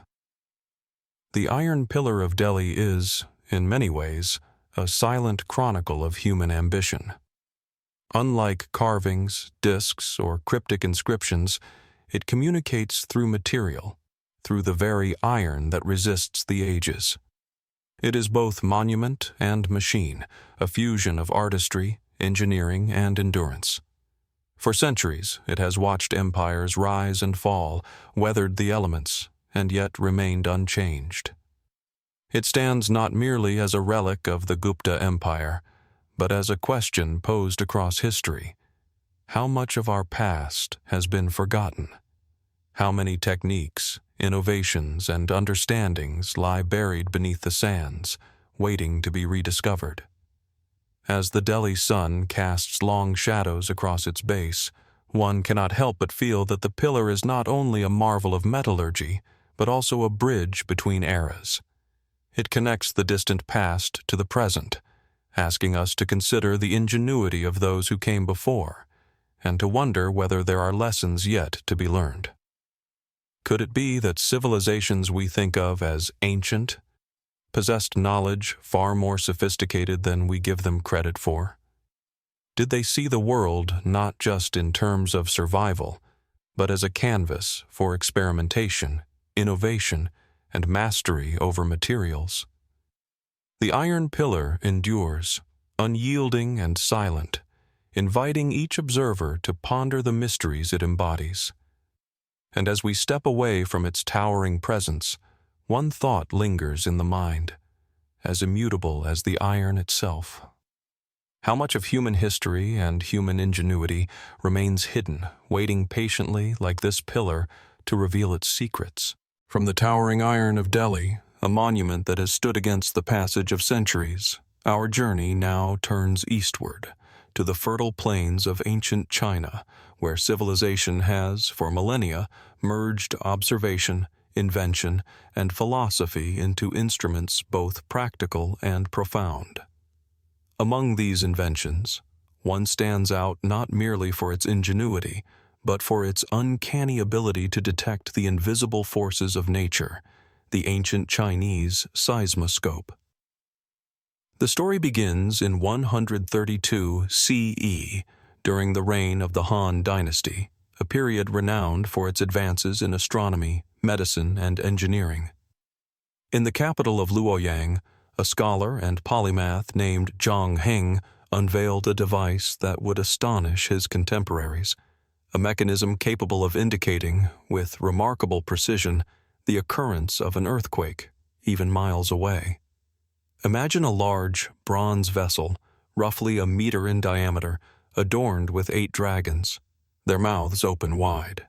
Below each dragon sits a toad, mouth agape, poised to receive a falling object. The entire assembly rests on a stable pedestal, and yet, though it appears stationary and serene, it is a silent sentinel, listening intently to the trembling of the earth beneath the distant mountains. When an earthquake occurs, Zhang Heng's seismoscope does not merely tremble, it reacts. According to historical records, a small ball drops from the mouth of the dragon pointing in the direction of the quake, landing into the toad below. The observer knows immediately not only that an earthquake has occurred, but from which direction it came, potentially hundreds of kilometers away, long before modern instruments could measure the shaking of distant lands. The Han historians marveled at the invention. One account tells of an incident in 138 CE, when the seismoscope reportedly detected a distant earthquake to the west. Officials dispatched a party to investigate, and indeed, they found that a quake had occurred hundreds of miles away, an astonishing confirmation for the time. To the modern mind, the seismoscope is remarkable not only for its precision, but for its sheer mechanical sophistication. The device relies on a delicate balance of gears, levers, and pendulums, all designed to respond to minute vibrations transmitted through the earth. For a civilization without electricity, computers, or modern seismology, the achievement is staggering. Some historians suggest that the principles underlying the seismoscope were known only to a small circle of scholars. Knowledge passed orally, honed through observation, experimentation, and an acute understanding of material behavior. Zhang Heng himself was known to combine astronomical observation, mathematics, and metalwork, suggesting that this invention was the product of centuries of cumulative expertise.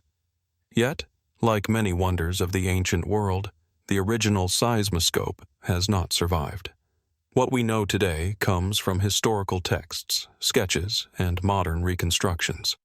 These recreations, however, reveal that the device would have functioned with remarkable sensitivity, capable of detecting the slightest tremor, transferring motion through a carefully calibrated system of levers and pivots, and converting it into a clear directional signal. The question that continues to intrigue scholars is not only how Zhang Heng achieved such a feat, but whether similar knowledge existed elsewhere.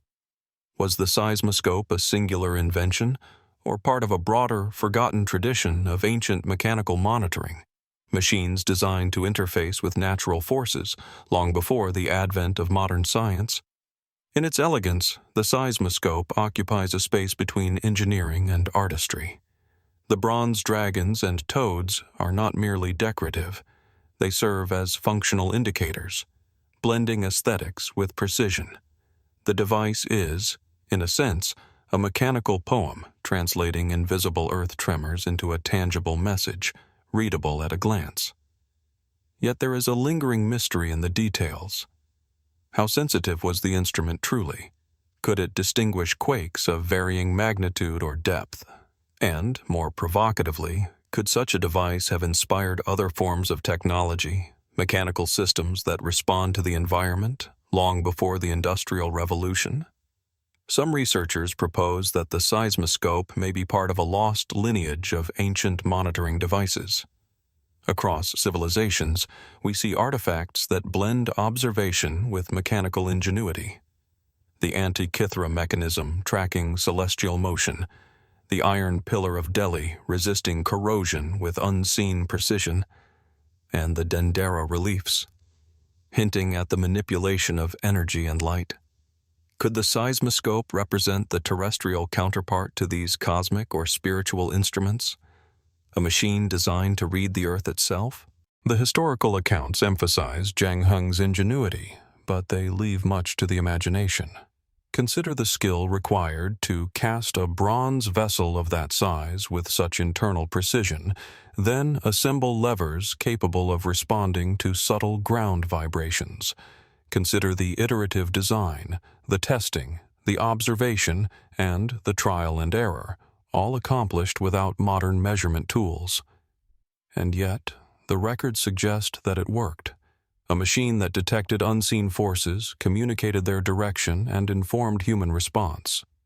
In an era when much of the world relied on luck, tradition, and oral knowledge, Zhang Heng's invention was a bridge between the unpredictable and the measurable, the chaotic and the controlled. Walking through modern reconstructions of the device, one cannot help but feel a sense of awe. The bronze gleams under museum lighting, the dragons' mouths poised as if ready to release their balls, the toads waiting silently to receive them. It is both humble and monumental, a reminder that human curiosity, when combined with observation and creativity, can transcend the limitations of technology and era. Even now, engineers studying the design marvel at its elegance. They test the recreated mechanisms with precise instruments, and each time the same question arises. How did an ancient mind conceive a device that functions on principles understood in detail only centuries later? The ancient Chinese seismoscope, then, is more than a historical curiosity. It is a meditation on the relationship between humanity and nature, a device that listens to the earth, interprets its whispers, and communicates across distance. It reminds us that ancient civilizations were not merely observers of the world, They were engineers of understanding, translating natural forces into human knowledge through clever, elegant mechanisms. And as we leave the reconstructions behind, returning to the present day with our digital seismographs and satellite monitoring systems, one question lingers. If Zhang Heng could create a machine to detect the trembling of the earth more than 1,800 years ago, what other knowledge, mechanical, astronomical, or environmental, might ancient civilizations have mastered and left behind, waiting silently for us to rediscover? The earth moves, always, and somewhere in its vibrations, perhaps the past is still speaking to us, if we only know how to listen. From the meticulous genius of Zhang Heng, who transformed tremors into knowledge with the ancient seismoscope, our journey now takes us north across the continents to the windswept plains of Denmark, where a small gilded bronze artifact offers a tantalizing glimpse into the ways early humans envisioned the cosmos. This is the Trundholm Sun Chariot, a remarkable object discovered in Trundholm Mose, a peat bog in Western Zealand in 1902. At first glance, it seems almost whimsical, a small bronze horse, carefully modeled, pulling a golden disc on spoked wheels. Yet beneath this delicate artistry lies a complexity that has fascinated archaeologists, historians, and enthusiasts for over a century. The chariot dates to approximately 1400 BCE, during the Nordic Bronze Age, a time when societies in Scandinavia were mastering metallurgy, seafaring, and symbolic representation. The golden disc, representing the sun, is exquisitely crafted, its surface meticulously hammered to a perfect sheen. Its wheels, designed for motion, suggest the possibility of rotation, hinting at a dynamic, rather than static, understanding of the celestial. The Trundholm Sun Chariot is often interpreted as a ritualistic or symbolic object, depicting the sun's daily journey across the sky. The bronze horse, pulling the radiant disk from east to west, embodies a worldview in which natural phenomena were anthropomorphized and celebrated through art. It represents a society deeply attuned to the patterns of the heavens, a people for whom the movement of celestial bodies was integral to agricultural, ceremonial, and spiritual life. Yet, beyond its symbolic interpretation, the chariot possesses features that seem almost mechanical in nature. The disc rests upon spoked wheels that appear functional, capable of rotation. Could it have been more than a symbolic model? Could it have served as a teaching tool, or even a rudimentary mechanical representation of the sun's path, a proto-machine that translates observation into motion? Some researchers suggest that the sun chariot may have been used to demonstrate the cyclical nature of day and night, or even the changing seasons. Its design hints at a sophisticated grasp of astronomy, encoded not in charts or texts, but in bronze and gold. The wheels allow the disc to move smoothly along a horizontal plane, suggesting that the artisan intended for observers to witness the sun's journey as a dynamic, moving event. The level of craftsmanship is extraordinary. The horse's body, molded in bronze, captures a sense of motion and grace, while the disc gleams as if imbued with the sun itself. The wheels, thin and finely wrought, balance the disc's weight with remarkable precision. This artifact is not simply a work of art. It is a miniature engineering marvel, created over 3 millennia before modern mechanics would formalize the principles of motion and rotation. Its discovery in a peat bog may also hold clues. Peat preserves organic and metallic materials exceptionally well, shielding the sun chariot from corrosion. Yet its placement raises questions. Why bury such a carefully made object? Was it an offering to deities, a votive gift to ensure cosmic harmony, or part of a ritual meant to maintain the cycles of time? The sun chariot invites speculation that stretches beyond conventional interpretation. Some theorists propose that such artifacts represent proto-astronomical instruments designed to model celestial mechanics in a tangible form. Could it be that Bronze Age Scandinavians were experimenting with mechanical representations of the heavens centuries before gears and cogs would appear in devices like the Antikythera Mechanism? Others note the parallel between the Trundholm Sun Chariot and other ancient depictions of motion, from Egyptian solar boats to the mechanistic elegance of Chinese seismoscopes. Across time and space, humans seem compelled to translate natural phenomena into tangible moving forms, whether through bronze, stone, or wood. Yet some details resist explanation. The exact mechanics of the chariot are unclear. The wheels are delicate, and their rotation may have been symbolic rather than functional. How much of the sun chariot was intended to move, and how much was purely artistic?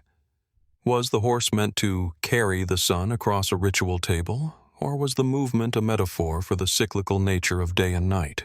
The Trundholm Sun Chariot also raises philosophical questions about the interplay between art, observation, and technology in ancient societies. Its creators had no telescopes, no written astronomical charts, no mechanical knowledge of planetary orbits as we understand them. And yet, they conceived of a system, symbolically precise, visually compelling, mechanically suggestive, that communicates motion, direction, and celestial order. Could this reflect an early human attempt to model the universe in 3 dimensions, using materials at hand before formal mechanics existed? Could such devices have served as educational tools, as ritual instruments, or as objects that inspired later innovations in mechanical thinking? The golden disk itself, the sun, is both tangible and symbolic, a perfect fusion of function and art. Its radiance, preserved for thousands of years, mirrors the celestial fire it represents. And yet even today, we cannot fully reconstruct how it was intended to move, or how observers experienced it in ritual or ceremony. Standing before the reconstructed sun chariot in modern museums, one cannot help but feel the marvel of imagination and precision that forged it. The horse and its radiant burden capture the motion of the heavens in miniature, reminding us that ancient humans were not merely passive observers of nature. They were interpreters, modelers, and makers, seeking to bring the universe into comprehensible form. And as we trace the path of the sun across the bronze disk in our minds, one question lingers. How much of our understanding of early mechanics, astronomy, and symbolic representation has been lost to time? How many artifacts, like the Trundholm Sun Chariot, once encoded knowledge that bridged observation and motion, art and technology, heaven and earth? The Sun Chariot rotates in our imagination across millennia, a silent testament to the ingenuity of Bronze Age minds. It is at once a machine, a metaphor, and a mystery, reminding us that the earliest civilizations sought not only to observe the world, but to replicate its rhythms, harness its cycles, and translate its grandeur into human form. And as the sun sets over modern Denmark, casting long shadows on the museum floor, we are left to wonder, what other instruments, what other proto-machines might lie hidden in the past, awaiting rediscovery, still capable of teaching us how our ancestors envisioned the motion of the cosmos. From the gilded bronze of the Trundholm Sun Chariot, an artifact that captures the motion of the heavens in miniature, our journey now turns to the heart of the ancient Near East, a land of rivers, deserts, and empires whose innovations still reverberate through history. It is here, along the fertile banks of the Tigris and Euphrates, that one of the most enigmatic discoveries of archaeology awaits, the Baghdad Battery. Discovered in the 1930s in the vicinity of modern Baghdad, Iraq, the artifact is deceptively simple in appearance. A small clay jar, about 6 inches tall, sealed at the top with a bitumen stopper. Inside, a cylindrical piece of copper encases a thin iron rod, suspended in the center. At first glance, it might seem like a mere container, perhaps a storage vessel or ritual object. But careful inspection reveals a design that suggests function, not just form. The artifact dates to roughly 200 BCE to 200 CE, a period dominated by the Parthian Empire, whose artisans were skilled in metalworking and pottery.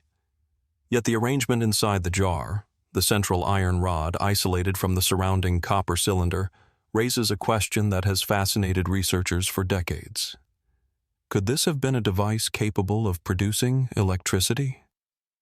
Modern experiments have shown that if an acidic liquid, such as vinegar or citrus juice, is added to the jar, the combination of metals and electrolyte produces a small voltage, enough to generate a current.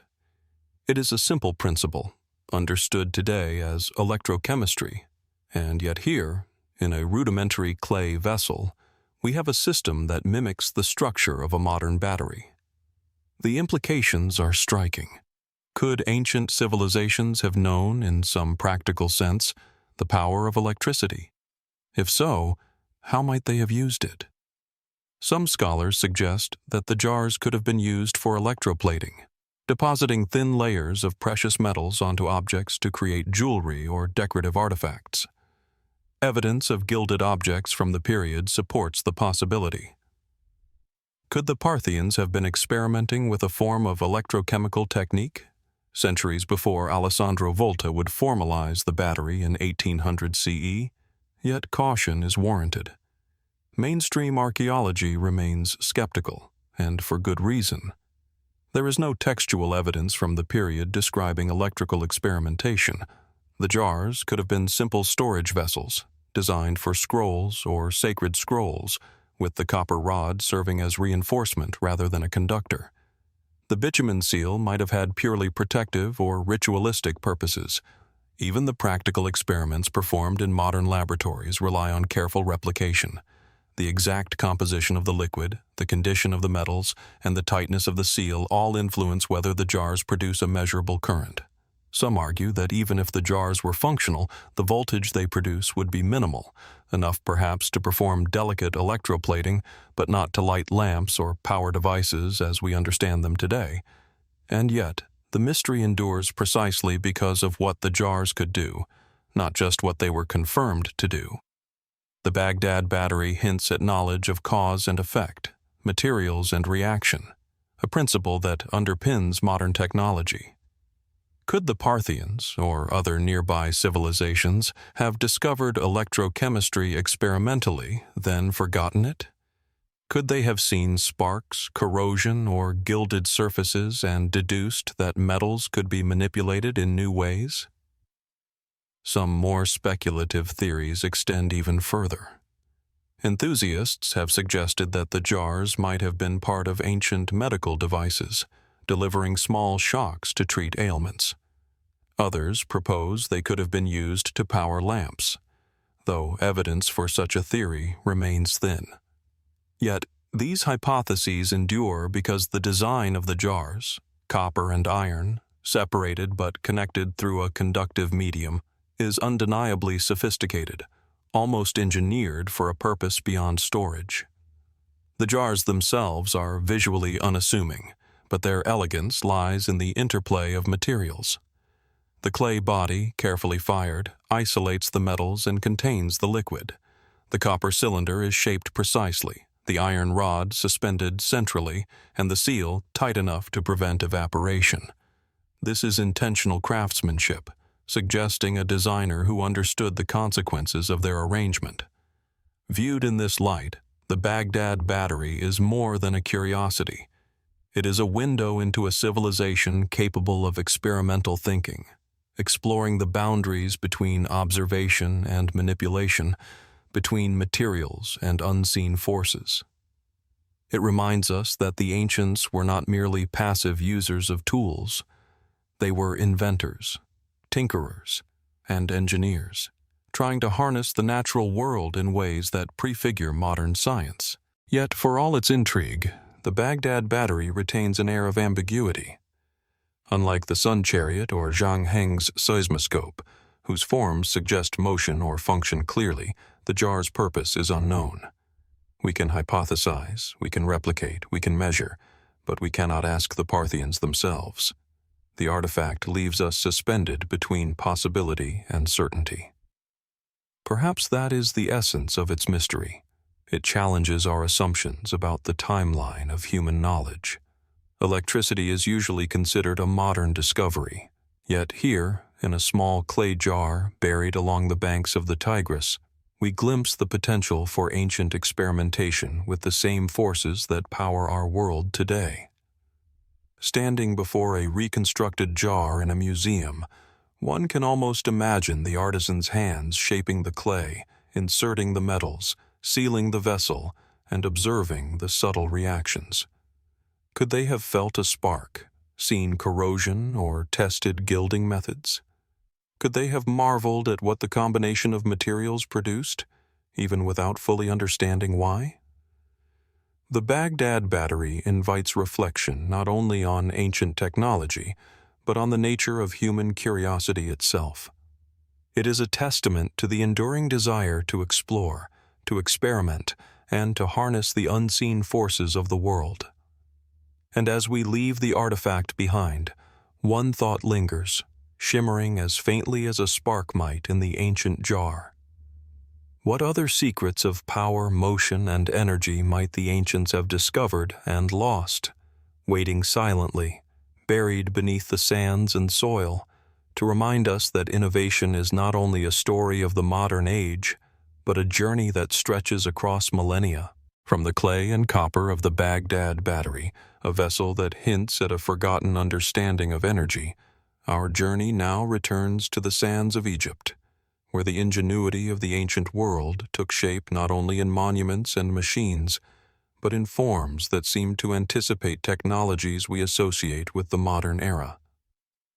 Among the tombs, temples, and artifacts of Saqqara, one small object has captured imaginations for decades: the Saqqara Bird.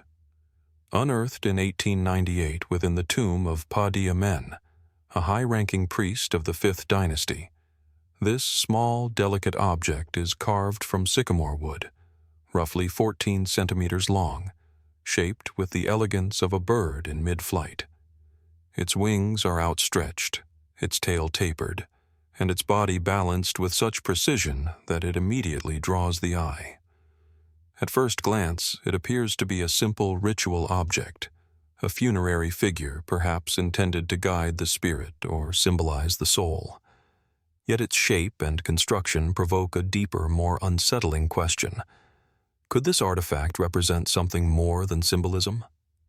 The bird has a long, thin tail, a straight fuselage, and horizontal stabilizers, features strikingly similar to modern aircraft design.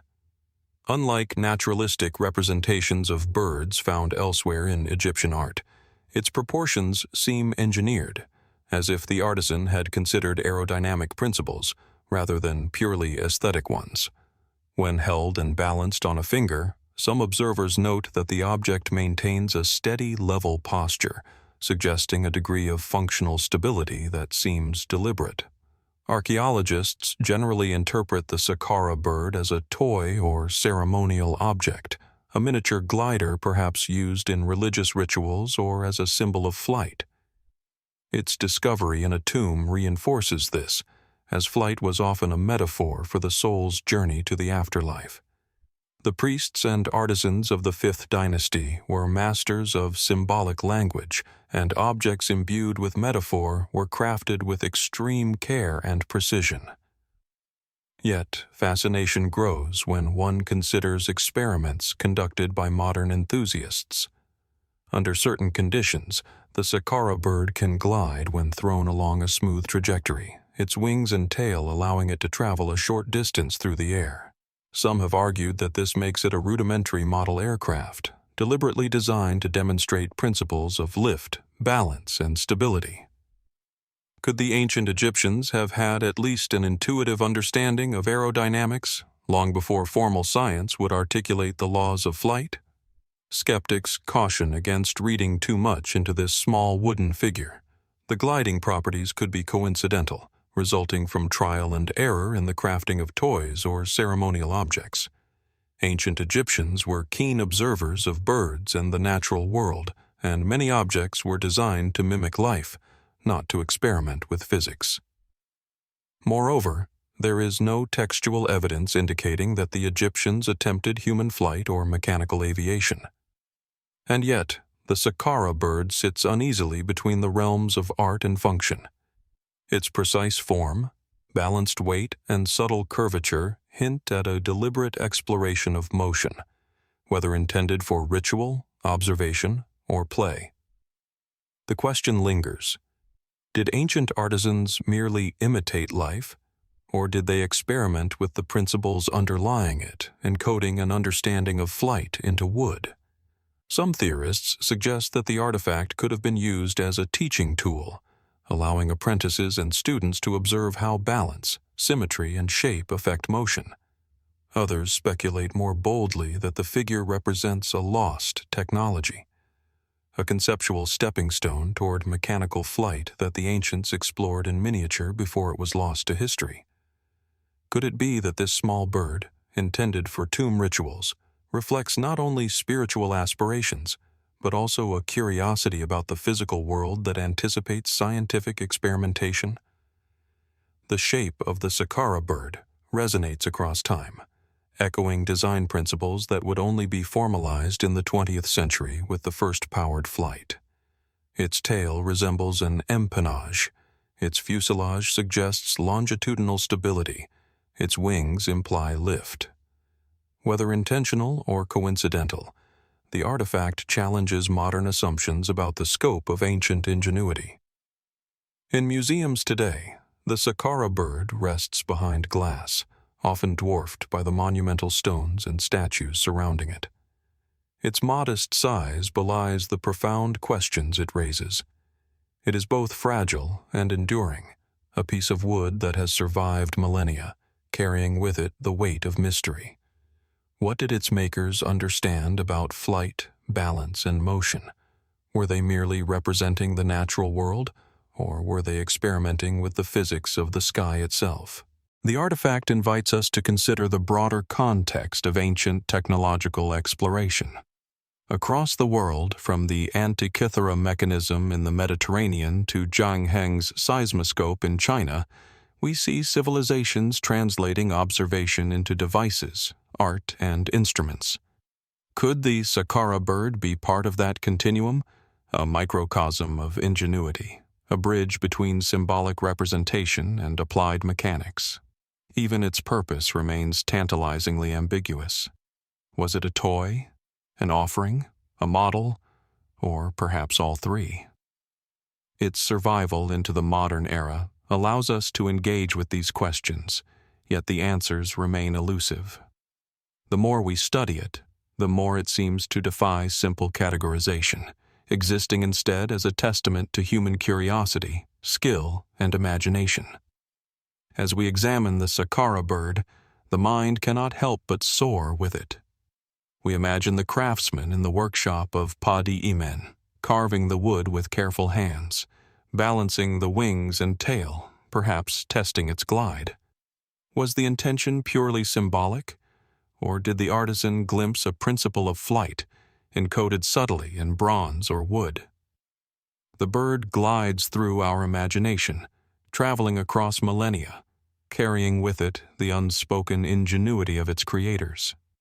Its message is quiet yet profound. Ancient civilizations may have understood more than we give them credit for, exploring the boundaries of motion, balance, and the physical world in ways that modern eyes can only begin to reconstruct. And as we leave the quiet of Saqqara, one thought lingers, hovering like the shadow of a bird in the desert sun. What other insights into the natural world, what other experiments in mechanics, might lie hidden in the tombs, workshops, and artifacts of the ancient world, waiting patiently to reveal themselves, if only we learn to see them? From the delicate flight of the Saqqara bird, a miniature yet precise echo of motion and experimentation, our journey now shifts to the heart of North America, where an unassuming artifact challenges conventional timelines and invites us to reconsider the intersection of human craftsmanship and geologic history. This is the story of the London hammer, an object that, for over a century, has quietly defied easy explanation. The hammer was discovered in 1936 near London, Texas, by a couple exploring a creek bed. Embedded in a concretion of rock and mineral deposits, it appeared, at first glance, to be an ordinary 19th-century hammer. But closer examination revealed something remarkable. The rock encasing it seemed far older than any artifact from recent history, suggesting that the hammer had been there for millions of years, long before humans were thought to exist on the continent. The hammer itself is modest in size, about 6 inches long, with a wooden handle encased in iron. Its head is roughly cylindrical, tapering slightly toward the striking end, while the handle fits snugly, showing signs of craftsmanship and deliberate shaping. The iron head is not corroded, as one might expect from an object buried in sediment for decades or even centuries. It is well preserved, the interface with the wood remarkably intact. The mystery deepens when considering the concretion surrounding it. Scientists who examined the rock noted that it consists of limestone and mineral deposits typically formed over millions of years. How, then, could a relatively modern tool be encased within such ancient stone? The implications are staggering. Could the hammer be a remnant of a civilization far older than those recognized in mainstream archaeology? Or is there a natural explanation, a geological quirk that trapped a more recent object in ancient deposits? Mainstream explanations suggest that the hammer was likely a 19th-century artifact that fell into a crack in the rock, which then hardened over decades due to mineral deposition. Critics argue that the encasing rock formed more rapidly than some sensational accounts claim, and that erosion or human intervention could account for the unusual appearance of age. Yet, when observing the London hammer firsthand, one cannot help but notice its simplicity and elegance. The iron head is carefully shaped, the wooden handle fitted with precision. It is unmistakably a tool designed to strike, practical and unadorned, yet crafted with competence. The rock surrounding it seems to cling to it as if time itself had grown around the object, preserving it almost as if it were an accidental fossil of human ingenuity. Speculation has grown over the decades, fueled in part by the hammer's anomalous context. Some theorists propose that the London hammer could be evidence of a lost prehistoric civilization, capable of metallurgy long before conventional timelines allow. Could humans, or some other intelligent beings, have existed millions of years ago, leaving behind artifacts that occasionally emerge in sedimentary rock? Others suggest that the hammer represents a time capsule of experimentation, a demonstration of knowledge that was lost, forgotten, or erased by the tides of history. Across the world, we encounter artifacts that seem out of place. The Antikythera Mechanism with its intricate gears, the Baghdad Battery with its potential to generate electricity, and the iron pillar of Delhi resisting corrosion across centuries. The London hammer, embedded in rock, adds a terrestrial echo to these mysteries, a practical tool, functional and familiar, yet trapped in a context that stretches the imagination. Yet there are nuances that keep the mystery grounded in reality. Geological processes can be unpredictable. Concretions, the hardened mineral formations that often encase fossils, can form surprisingly quickly under the right conditions, creating the illusion of extreme antiquity. The hammer could have fallen into a fissure, and over decades or centuries, sediment and mineral-laden water could have enveloped it. Such a scenario, while mundane, does not entirely diminish the curiosity sparked by the artifact. And there is something compelling in the hammer's simplicity. Unlike ornate or ceremonial objects, it is purely functional, a testament to craftsmanship and human necessity. It invites reflection on the relationship between human activity and the geological record, how our creations interact with the earth, how time leaves its mark, and how context can make the ordinary seem extraordinary. The London Hammer also prompts philosophical questions about the narratives we construct around history. We tend to imagine the past as a linear progression. Simple tools give way to complex machines, and knowledge accumulates steadily over millennia. Yet, anomalies like the London Hammer challenge that assumption. Could there have been cycles of knowledge, insights discovered, lost, and rediscovered across epochs? Are our assumptions about ancient capability limited by the fragments that survive? Holding a replica of the hammer, one can almost feel the hands that shaped it, the strike of labor and utility encoded into the wood and iron. It is an intimate connection across time, reminding us that craftsmanship, curiosity, and purpose are constants in the human experience. Whether it belongs to recent history or hints at a deeper, older past, the hammer resonates as a symbol of ingenuity and mystery.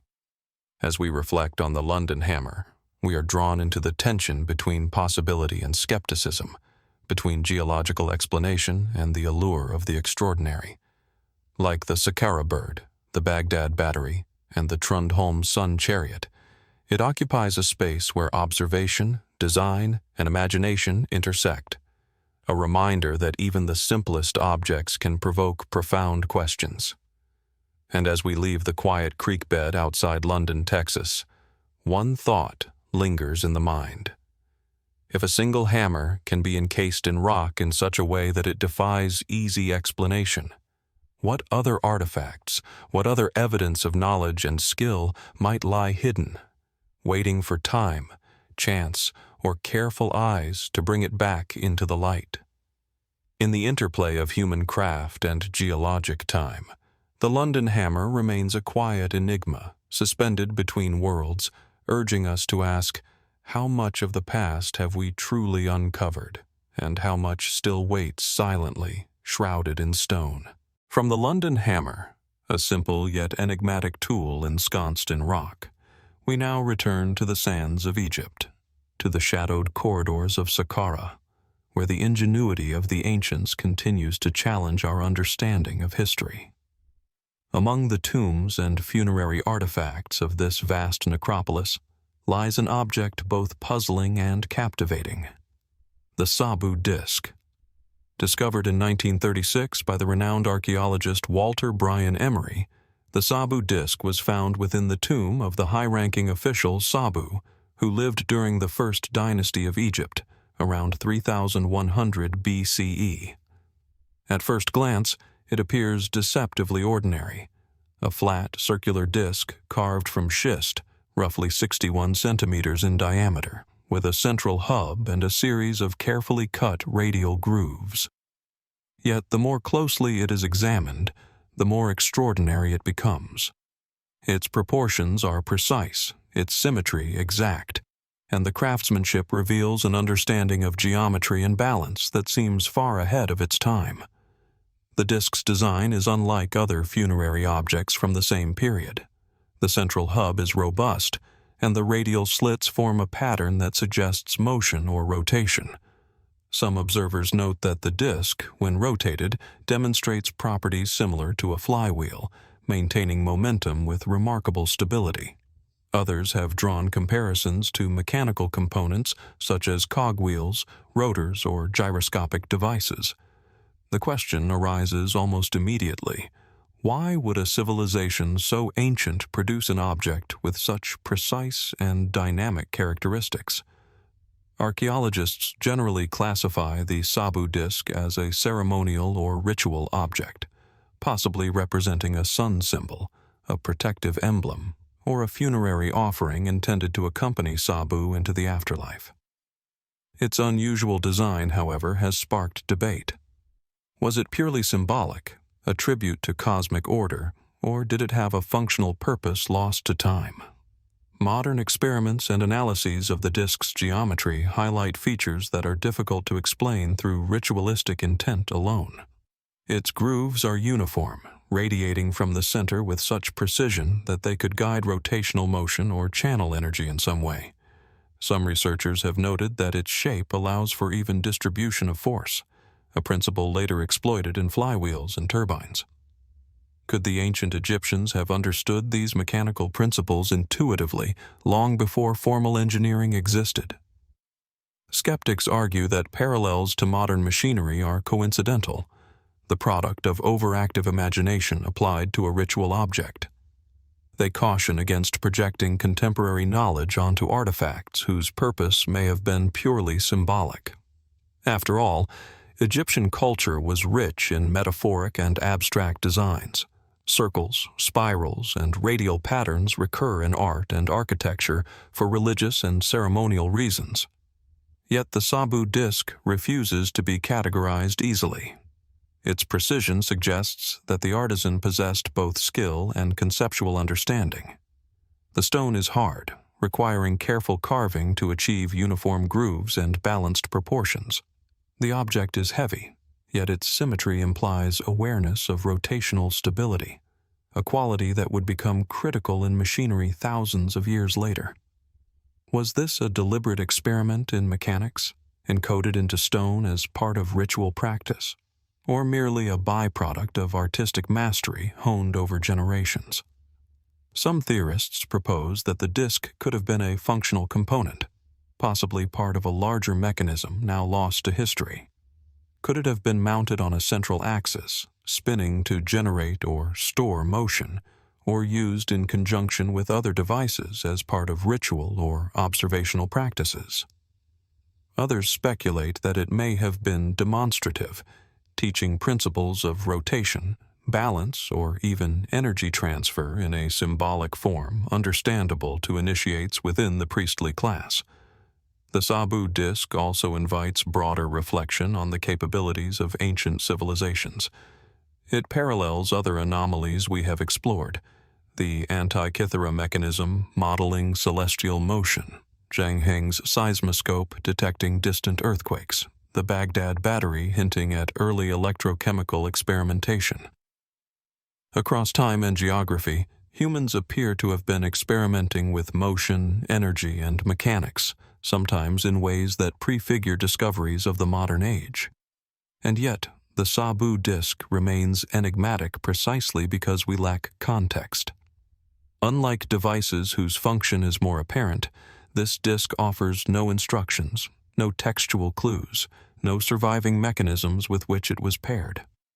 Its purpose must be inferred entirely from its form, a form so elegant and precise that it almost seems too advanced for the era in which it was created.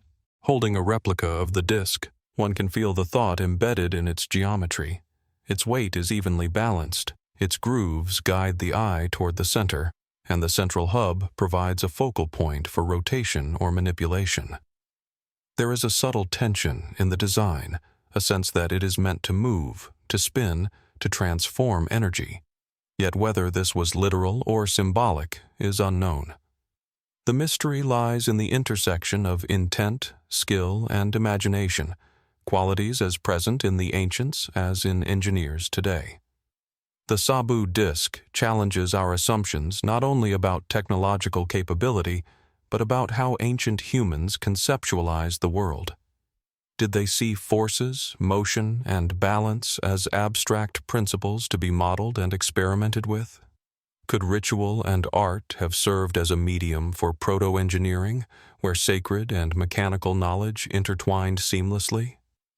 As we leave the quiet tomb of Sabu, one cannot help but feel a sense of awe for the mind that carved the disk. It embodies ingenuity, observation, and creativity, a reminder that innovation does not always follow the linear path we expect. The disk is small, yet it points to ideas far larger than itself: motion, mechanics, and the human impulse to understand and replicate the natural world. And as the desert wind stirs the sands outside Saqqara, one thought lingers, as delicate and precise as the disk itself. What other innovations, what other mechanical insights might lie hidden within the artifacts of ancient Egypt, waiting for patient eyes to uncover the knowledge encoded in stone preserved for millennia and silently challenging our understanding of history.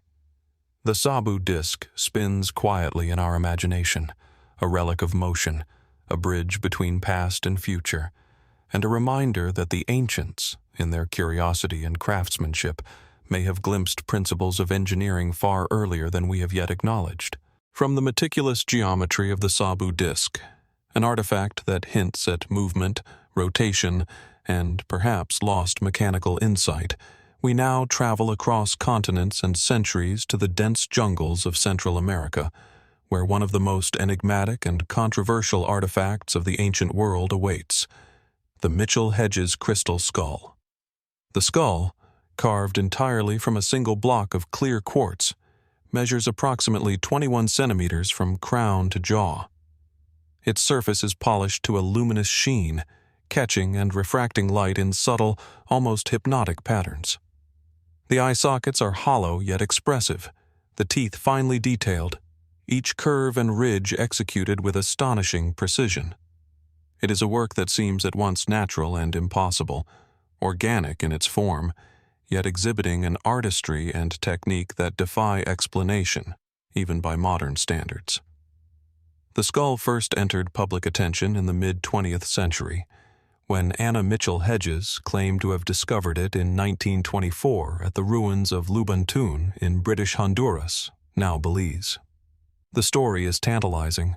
Buried in a stone altar beneath the rubble of a collapsed temple, the skull emerged almost as a frozen moment of ancient intention, a deliberate object of reverence or power. Whether the tale is entirely accurate is debated, but the artifact itself is undeniable, and it speaks across the decades with a quiet, eerie presence.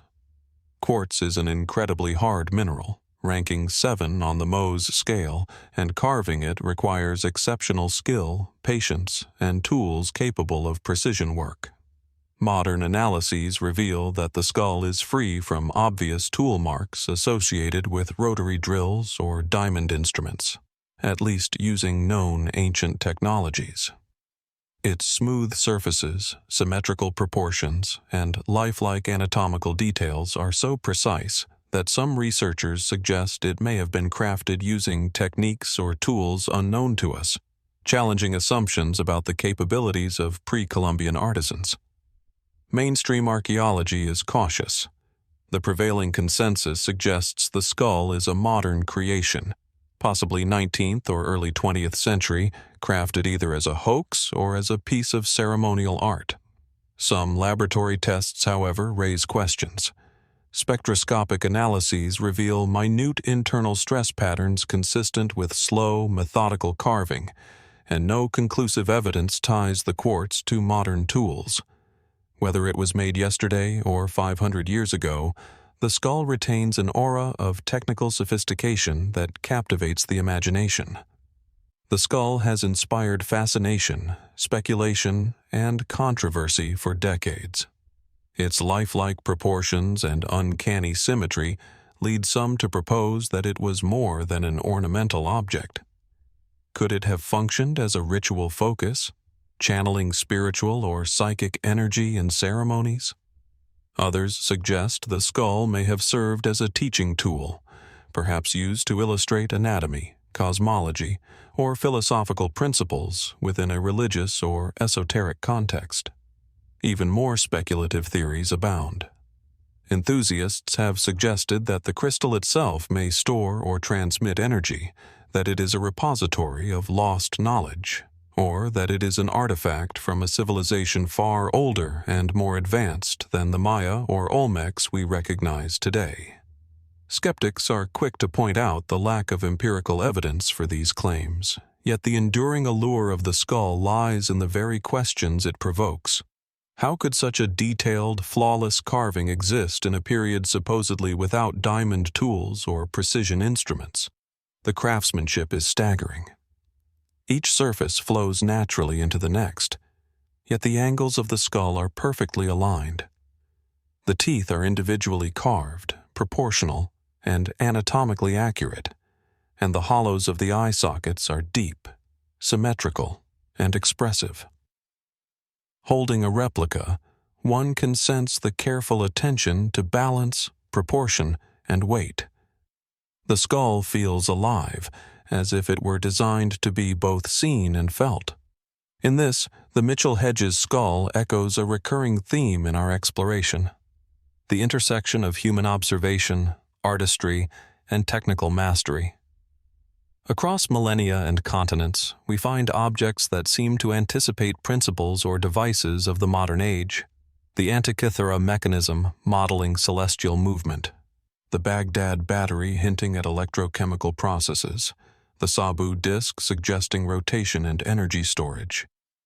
The skull, though not a machine in a conventional sense, represents another form of sophisticated human ingenuity, merging material science, artistic skill, and perhaps symbolic or functional purpose. Preservation of knowledge. Did its creators fully understand the techniques they employed, or was the skull the culmination of trial, error, and passed-down skill?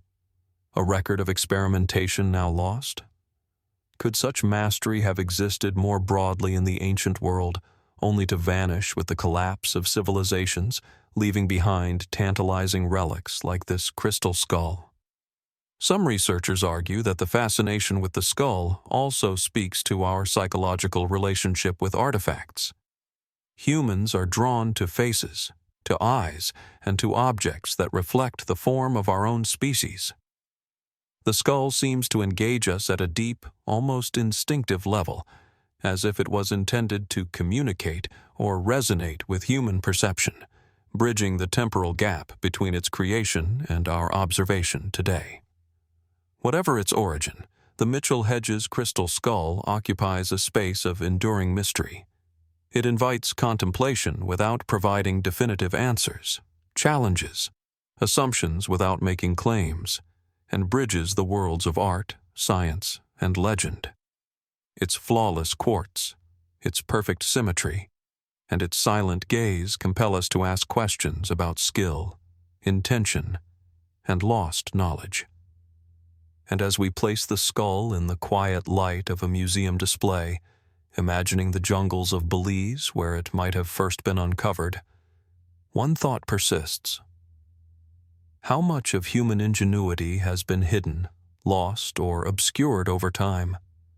What other artifacts, carefully crafted and subtly sophisticated, await rediscovery, objects that could illuminate forgotten chapters of our technological and artistic history, quietly challenging the timeline we think we know?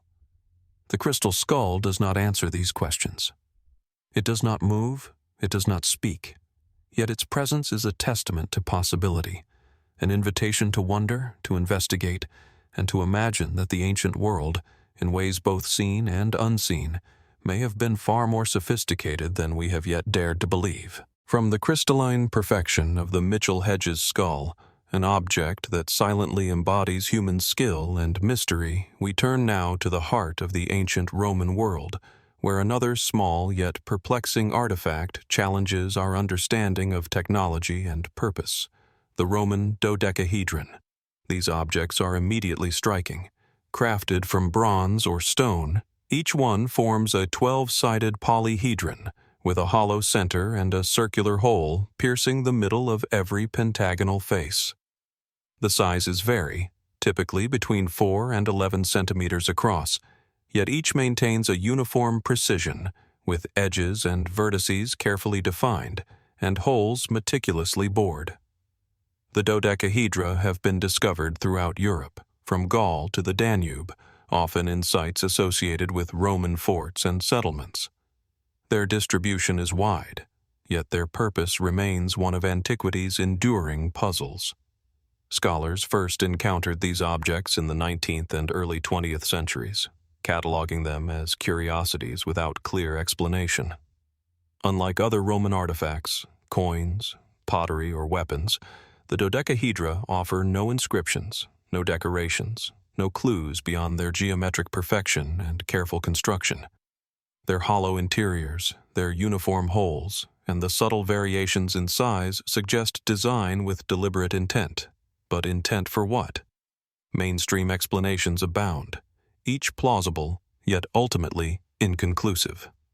Some propose that the dodecahedra were candlestick holders or measuring devices used in crafts or construction. Others suggest they were surveying instruments, assisting in distance measurement or the layout of Roman roads and fortifications. Still others see them as religious or ritual objects, perhaps linked to sun worship, divination, or initiation ceremonies. Each theory accounts for some aspect of the object's design, yet none fully explains the recurring geometry, precision, and widespread distribution. Experimental archaeology has yielded intriguing possibilities. When fitted with rods or sticks, some dodecahedra allow the measurement of angles or distances.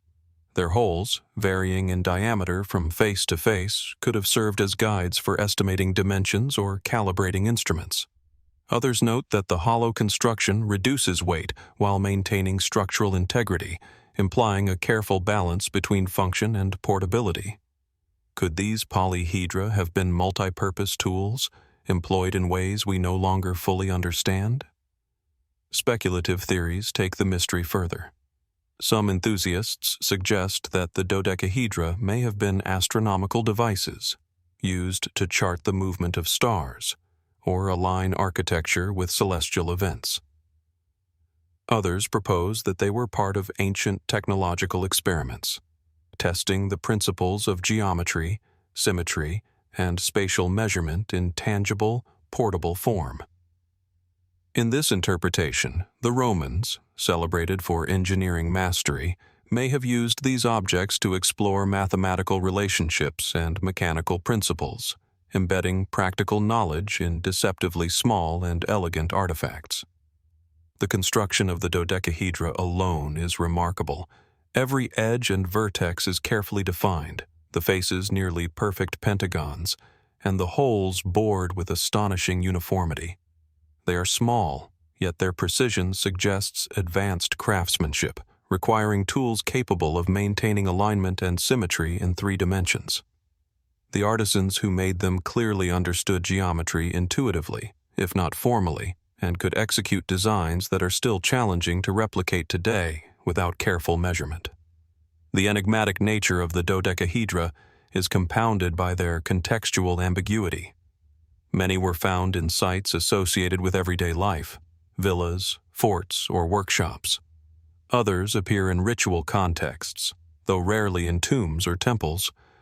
No contemporary Roman text mentions them, leaving archaeologists to speculate from fragments, patterns, and the objects themselves. What might have seemed mundane to their creators now resonates as a puzzle, a deliberate mystery preserved through the centuries. In a sense, the dodecahedra share a lineage with other enigmatic artifacts we have explored: the Antikythera Mechanism, with its hidden gears modeling the heavens; the Baghdad Battery, hinting at energy manipulation; the Sabu Disk, suggesting rotational experimentation; and the Mitchell-Hedges skull, embodying precise skill in crystal. Each demonstrates that human ingenuity often leaves traces that anticipate modern principles, yet whose purposes are lost to the passage of time. Holding a replica of a Roman dodecahedron, one can feel the weight, the balance, and the subtle interplay of geometry and material. The holes vary in size just enough to suggest a deliberate function. The edges and faces are smooth, yet their perfection draws attention to their precision. It is as if the object invites handling, experimentation, and observation, an artifact designed not merely to exist, but to interact with the mind and the hand. The Roman dodecahedron challenges us to consider the breadth of Roman curiosity. We often imagine Roman technology in terms of monumental engineering, aqueducts, amphitheaters, roads. Yet here is a small object, portable, geometric, and precise, that hints at intellectual and experimental pursuits far removed from the grandeur of marble and stone. What knowledge was being tested or preserved within these 12 faces? What principles of measurement, observation, or symbolism might they encode, silently awaiting discovery? And so, as we place the dodecahedron on a display, its hollow faces casting soft shadows under museum lights, one cannot help but wonder. What other small, precise objects, crafted with care and yet shrouded in mystery, lie hidden in the ruins of the ancient world? How much of ancient experimentation, technological, mathematical, or ritual, remains unseen, lost, or waiting to be interpreted anew? The Roman Dodecahedron, small yet profound, reminds us that human curiosity and skill are constants across time.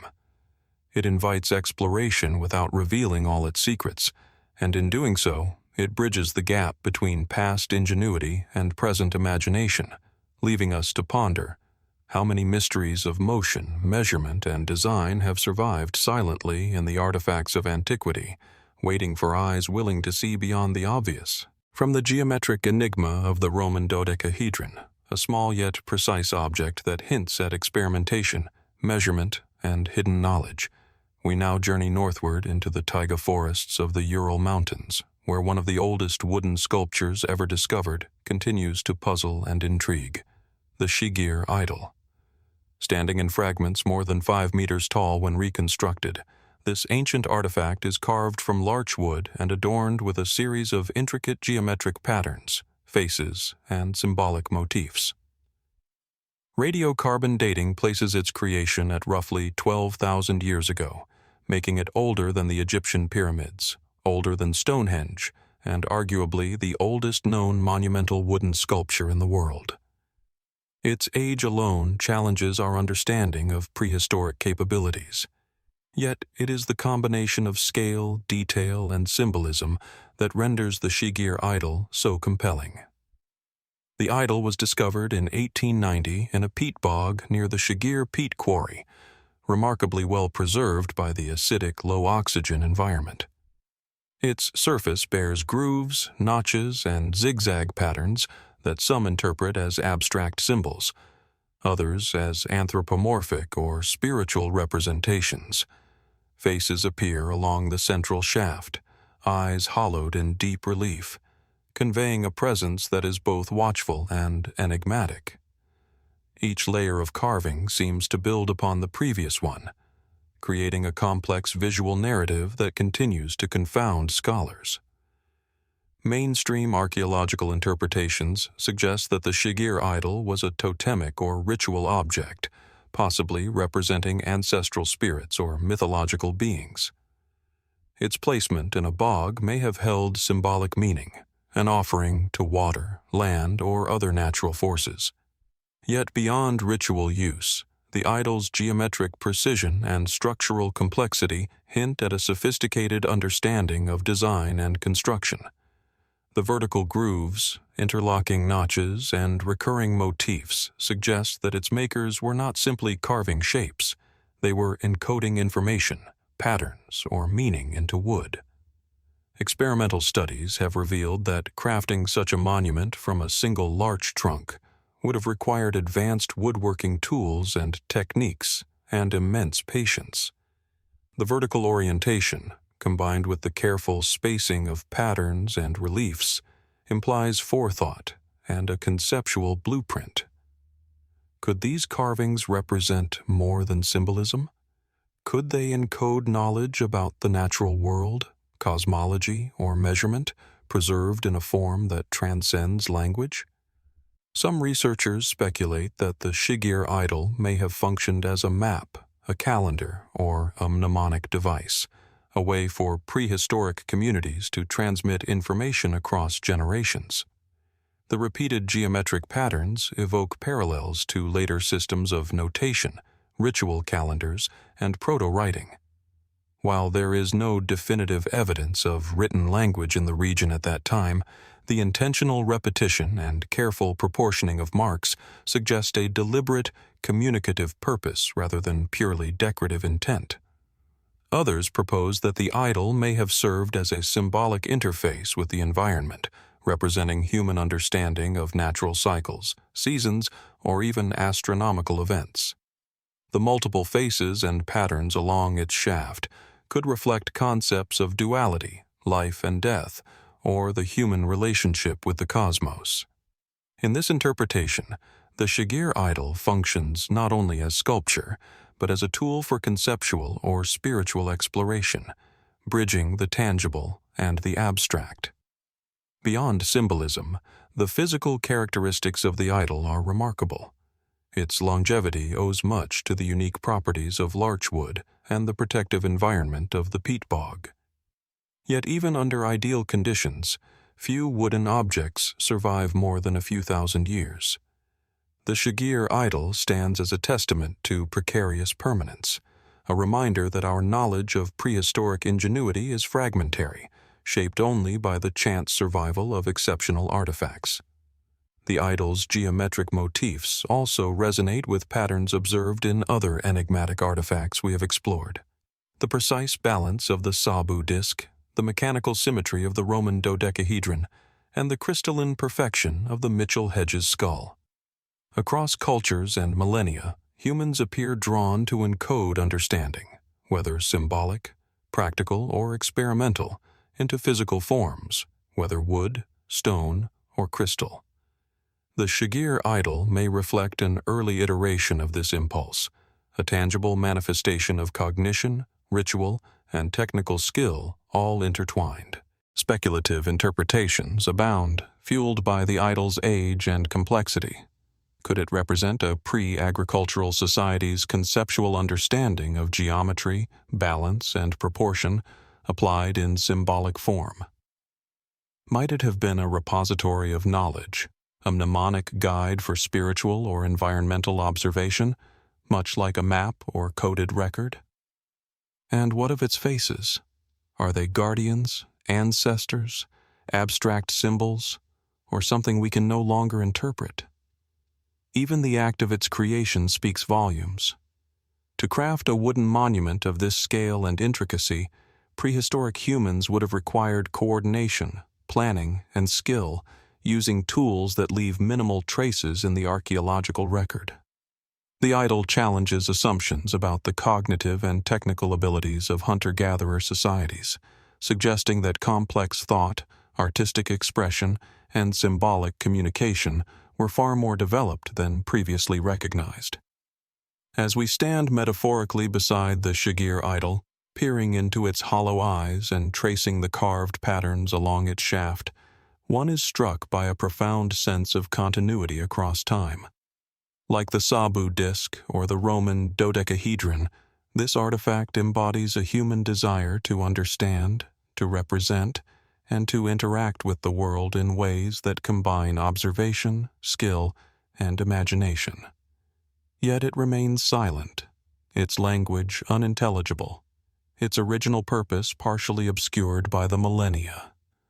And as the cold, quiet peatlands of the Urals stretch into the mist, one question lingers, echoing across time as clearly as the patterns on the idol itself.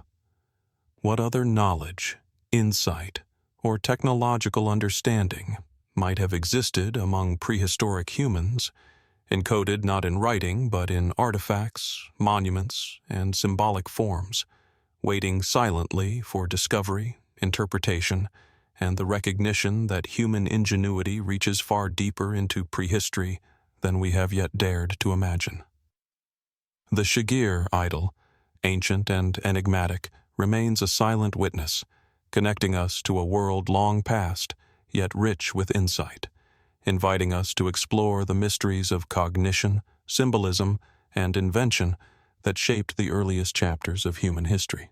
From the towering mystery of the Shigir Idol, a silent testament to prehistoric cognition and artistry, our journey now moves to the rugged landscapes of South Africa, where objects small in size but vast in implication lie hidden in the layers of ancient sedimentary rock. These are the Klerksdorp Spheres, enigmatic artifacts that challenge our understanding of geological time and human history alike. Discovered in the 1980s by miners in the Strelly Pool Formation near Klerksdorp, these small spheres and disks, ranging from a few millimeters to several centimeters in diameter, were initially catalogued as mere curiosities. At first glance, they appear ordinary, smooth, metallic, or stone-like spheres with grooves or ridges running along their surfaces. But closer inspection reveals an extraordinary combination of symmetry, uniformity, and internal structure, suggesting intentional shaping rather than the randomness of natural processes. The spheres are composed primarily of pyrophyllite, a soft mineral, often encasing small concentric layers or hollow cores. Some exhibit parallel grooves that encircle their circumference, almost as if they were manufactured on a lathe or turned in a controlled rotational process. Others are almost perfect spheres, their surfaces polished and smooth, balanced in a way that hints at both understanding and intentionality. Geologically, the spheres are embedded in pyrophyllite deposits dated to roughly 2.8 billion years ago, far predating the emergence of complex life as we know it. This raises an immediate tension between scientific chronology and the appearance of craftsmanship. How could objects that look so deliberately shaped appear within rock formations that formed billions of years before humans existed? The implication, if taken at face value, is staggering. Either the dating of the surrounding rock must be reconsidered, or the sphere's origins lie in a process we have yet to understand. Mainstream geologists typically explain the spheres as concretions, naturally occurring mineral formations produced over millennia as layers of mineral accretions build around a central nucleus. Under pressure and heat, pyrophyllite and other minerals can form spherical shapes with banded layering, mimicking what appears to be intentional design. This explanation is plausible, yet it does not fully account for the perfect symmetry and consistent groove patterns seen in many specimens.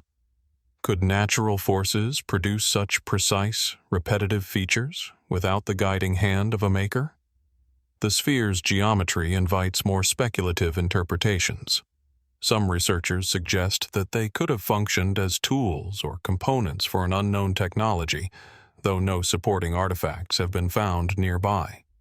Others propose that they may have been symbolic objects, perhaps used in ritual or teaching, preserving knowledge in tangible form. The parallel with other enigmatic objects is striking. The precise alignment of the Sabu Disk, the symmetry of the Roman Dodecahedron, and the lifelike proportions of the Mitchell-Hedges skull all hint at a recurring theme. Humans, or perhaps an unknown intelligence, experimenting with form, function, and understanding in material form. There is also the question of their internal composition. Many spheres display concentric layering, with cores differing from the outer shell in texture or mineral content. This feature has fueled speculation about intentional layering or reinforcement, as if someone had deliberately constructed the object for durability or rotational balance. Some enthusiasts suggest they might have been used as bearings, weights, or even mechanical components, though no corroborating evidence has been found to confirm such a function. Holding a Klerksdorp sphere, one is struck by its simplicity and elegance. Despite being small enough to fit in the palm of a hand, its surface and form suggest careful shaping and balance. Even if we accept a natural origin, the result is an object that mirrors the precision of human craftsmanship, raising the question, is perfection of form inherently artificial, or can nature, under the right conditions, produce shapes that seem almost intentional? The spheres also compel us to reconsider our understanding of time and preservation. Unlike wood, crystal, or bronze, pyrophyllite is soft and easily eroded, yet these spheres survived within rock formations for billions of years. Their endurance suggests that whatever processes created them, whether natural or artificial, they have endured in remarkable fidelity, allowing us to observe, study, and speculate in the present. As with many ancient mysteries, the Klerksdorp Spheres sit in a space between skepticism and wonder. Are they products of geological forces shaped by heat, pressure, and mineral deposition over eons? Or do they hint at a prehistoric intelligence, one whose techniques, knowledge, or craftsmanship were lost to time, leaving only these small, perfectly formed relics behind? Like the Shigir Idol standing silently in the Ural bogs, These spheres challenge us to consider that our current timeline of technological and cognitive development may not capture the full story of life and intelligence on Earth. And so, as we place these small metallic or stone spheres under soft light, turning them slowly in hand or under a microscope, one is compelled to reflect. What other objects, so perfectly formed yet enigmatic, might lie hidden within ancient rock, waiting for discovery? How many traces of knowledge, understanding, or craftsmanship remain entombed, silently defying explanation and quietly inviting us to rethink the story of Earth, time, and human, or perhaps non-human, capability? The Klerksdorp Spheres, modest in size yet monumental in implication, roll quietly through deep time, challenging assumptions, sparking curiosity, and leaving us with a question that resonates as clearly as their smooth, concentric surfaces.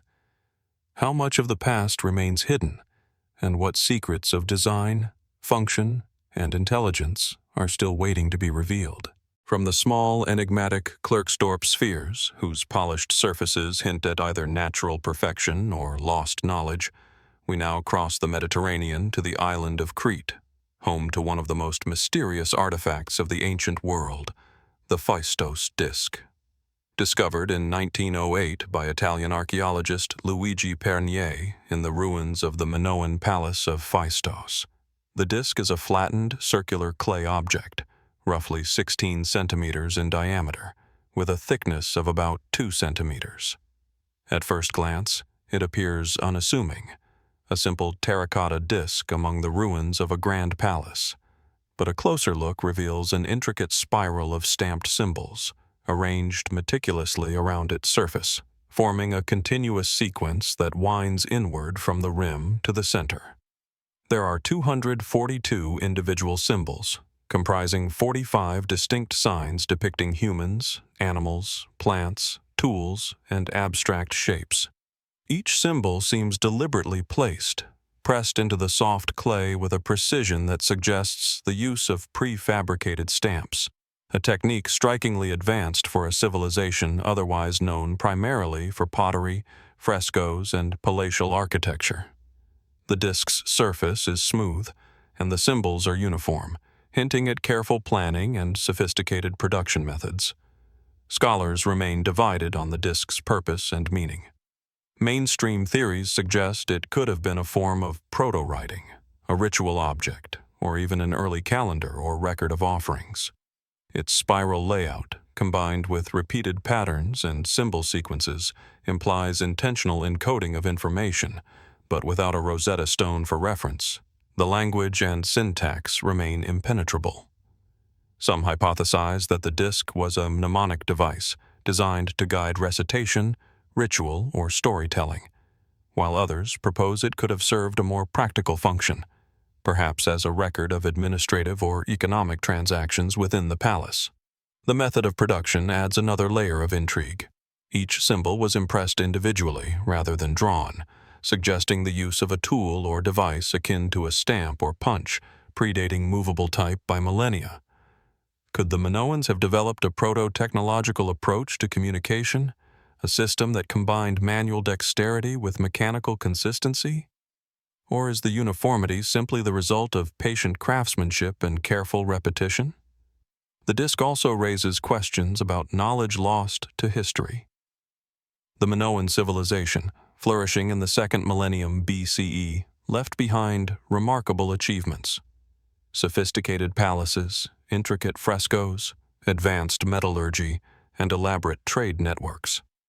Yet no other artifact matches the Phaistos Disk in terms of symbolic precision and mechanical concept. Its uniqueness suggests a specialized purpose or a highly esoteric use, perhaps accessible only to a select class of priests, scribes, or artisans. Speculative theories extend even further. Some suggest that the disk may encode astronomical observations, aligning certain symbols with celestial phenomena, or that it could contain cosmological or religious knowledge, encrypted in a symbolic language now lost to time. Others propose that the disk represents an early form of information technology, using repeated stamps to efficiently record complex sequences, a rudimentary but revolutionary approach, centuries ahead of any known writing system. Despite more than a century of study, the disk retains its mysterious aura. Attempts at decipherment range from linguistic analysis to computational modeling, yet no interpretation has achieved widespread acceptance. The absence of comparable artifacts leaves every theory tentative, inviting us to consider that the Phaistos Disk may be one of a kind, a relic of lost knowledge, or a singular experiment in encoding information. The spiral design itself is symbolic. Spirals appear frequently in Minoan art, from pottery to frescoes, often associated with cycles, motion, and continuity. Could the spiral layout of the disk reflect the concept of time, ritual progression, or layered knowledge? Perhaps the disk was meant to be read sequentially, guiding the observer through a process, mathematical, ceremonial, or linguistic. Its structure suggests that the creators understood both order and repetition, principles that would become foundational in later written systems and even mechanical processes. Holding a replica of the Phaistos Disk, one can feel its weight, smoothness, and subtle curvature. Each stamp leaves a tactile impression, a pattern that bridges thought and action, much like pressing keys on a typewriter or operating a stamp in a modern workshop. The disk is silent, yet it speaks to ingenuity, to the capacity for abstraction, and to the human desire to preserve knowledge in a tangible, replicable form.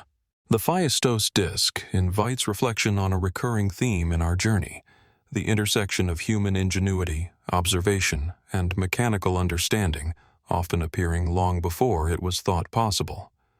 Like the Klerksdorp Spheres, the Shigir Idol, or the Sabu Disk, it embodies a combination of precision, intention, and symbolic meaning that resonates across millennia. Each artifact reminds us that human creativity is neither linear nor confined to the historically documented record.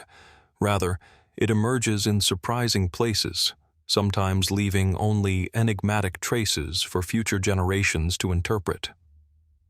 And as the sun sets over the ruins of Phaistos, casting long shadows across worn stone floors and collapsed columns, one cannot help but wonder, what knowledge, what techniques, what principles of design and communication have been lost to the passage of time, preserved in fragments like this spiral clay disk? How many other artifacts, quietly resting beneath layers of soil or hidden in forgotten archives, might reveal that the boundaries of ancient technology and cognition were far broader than we have yet imagined? The Phaistos Disk spins its silent spiral, inviting curiosity, reflection, and awe, a tangible reminder that the past, even in its most compact and mysterious forms, continues to challenge our understanding and ignite our imagination. From the carefully stamped spiral of the Phaistos Disk, an artifact that hints at deliberate encoding of knowledge and proto-technology, we turn now across the Atlantic to the rolling plains of Idaho, United States, where a tiny, unassuming object has quietly challenged the timeline of human history, the Nampa Figurine. Unearthed in 1889 during the digging of a well near Nampa, the figurine is a small clay object, measuring just about 2.5 centimeters in height. Its form appears humanoid at first glance, with a roughly cylindrical body and rounded head, and subtle indications of limbs or facial features. Its craftsmanship is modest yet deliberate, suggesting intentional shaping rather than accidental formation. The object's size is striking. It fits easily in the palm of a hand, yet it carries a presence, as if, even in miniature, it was meant to represent something greater. A person, a spirit, or a symbolic idea. What makes the Nampa figurine particularly extraordinary is the depth at which it was found. Embedded within a layer of clay, sand, and gravel some 320 feet below the surface, The surrounding strata were carefully analyzed at the time and suggested a geological age of hundreds of thousands of years. Such a date would place the figurine far beyond the conventional timeline for human habitation in North America, challenging the established understanding of migration, tool use, and cultural development. The context of its discovery is crucial. Well diggers brought up the figurine in a bucket of sediment, initially mistaking it for a mere curiosity. However, the layer in which it was embedded, deep, compacted, and associated with ancient pumice and volcanic ash deposits, indicated a time frame that contradicted everything then known about human presence in the region. Experts of the era, including geologists and archaeologists, debated whether the object could have somehow been displaced downward over time, or whether it truly was an artifact from a period far earlier than recorded history. Mainstream explanations tend toward skepticism. Some suggest that the figurine was modern, having accidentally fallen into the well from the surface, or that the sediment layer had been misinterpreted. Others propose that natural processes, earthquakes, sediment slippage, or water movement, could have carried a relatively recent object deep into older strata. These explanations, while plausible, struggled to account fully for the stratigraphic evidence reported by the original excavators and early investigators. The figurine itself is deceptively simple. Its cylindrical body is smoothly formed, with subtle incisions or impressions hinting at anatomical features, and the head is proportionally defined. Analysis of its clay composition indicates that it was fired, suggesting knowledge of primitive ceramic techniques. While it is far less intricate than the Phaistos Disk or the Mitchell-Hedges skull, its deliberate creation, small scale, and surprisingly deep burial raise fundamental questions. Who made it? When? And why? Some researchers have speculated that the Nampa figurine may have served a ritual or symbolic purpose, perhaps a token, an idol, or a representation of human form for ceremonial use. Others propose that it was an educational tool, used to convey cultural knowledge or storytelling in miniature form. Yet more speculative interpretations suggest that the figurine may be evidence of advanced human cognition at a much earlier date than currently accepted, or even of a predecessor civilization now lost to history. The tiny object, unassuming as it appears, resonates with a recurring theme in our exploration: the intersection of human skill, symbolic intent, and the challenges of chronology. Like the Phaistos Disk with its precise spiral of symbols, the Roman Dodecahedron with its geometric complexity, or the Klerksdorp Spheres with their small but astonishing symmetry, the Nampa figurine asks us to reconsider what we think we know about ancient human capability. Its simplicity belies a profound enigma. Even a small clay figure can disrupt the narrative of human development, reminding us that artifacts are not merely objects. They are records of intention, creativity, and cognition, preserved against the odds. The Nampa figurine, buried and forgotten for centuries, offers a silent testimony that challenges our assumptions about who was present on the American continent, and how sophisticated early humans, or other actors, may have been. The debate over its authenticity continues. Modern methods, including compositional analysis of the clay and reassessment of the geological strata, attempt to reconcile the figurine's presence with the accepted timeline. Yet, the more we investigate, the more questions arise. If the Nampa figurine is genuinely ancient, what other traces of early human or pre-human creativity have been lost, eroded, or buried beneath layers of sediment waiting for discovery? Could it be that miniature artifacts like this were once commonplace? Part of cultural practices we can only glimpse through extraordinary survivals like this small clay figure. Holding a replica or examining the original, one senses its quiet presence. Its smooth curves, subtle proportions, and small size invite reflection, contemplation, and wonder. It is a reminder that even the smallest artifact can speak across millennia, challenging chronology, assumptions, and conventional wisdom. It embodies a core idea in our exploration, that human ingenuity, artistic expression, and the desire to encode meaning into physical form may extend far deeper into history than our textbooks suggest. And as we consider the Nampa Figurine, nestled within ancient sediments of volcanic ash and gravel, one question emerges, lingering as quietly as the object itself. What other artifacts, hidden deep within the earth, might reveal that the story of human invention, craftsmanship, and symbolic thought is far older and perhaps more intricate than we have yet imagined? The Nampa Figurine, small yet monumental in implication, stands as a silent witness, bridging the gap between what we know and what remains hidden, inviting us to explore, to question, and to wonder at the vast, uncharted depths of our shared past. From the tiny Nampa Figurine, a clay remnant of potential prehistoric craftsmanship, we now journey to the dense jungles of Guatemala, where stone emerges not merely as a medium, but as a testament to skill, precision, and mystery. Here, hidden among ancient ruins and overgrown pathways, are the Guatemalan stone masks, artifacts that seem to bridge the worlds of artistry, ritual, and something far more enigmatic. These masks are often small, yet immediately striking. Carved from volcanic stone or jade-like materials, they are remarkably lightweight and smooth, with finely incised features. Eyes, noses, and mouths rendered with astonishing symmetry, sometimes in proportions that suggest geometric knowledge far beyond what might be expected for the period. Some masks include what appear to be mechanical features, precisely drilled holes, beveled edges, and grooves that align with adjoining elements, as though designed to fit or interact with other objects. Discovered throughout various archaeological sites in Guatemala, particularly in areas associated with the ancient Maya, these masks have fueled debate since their first excavation in the early 20th century.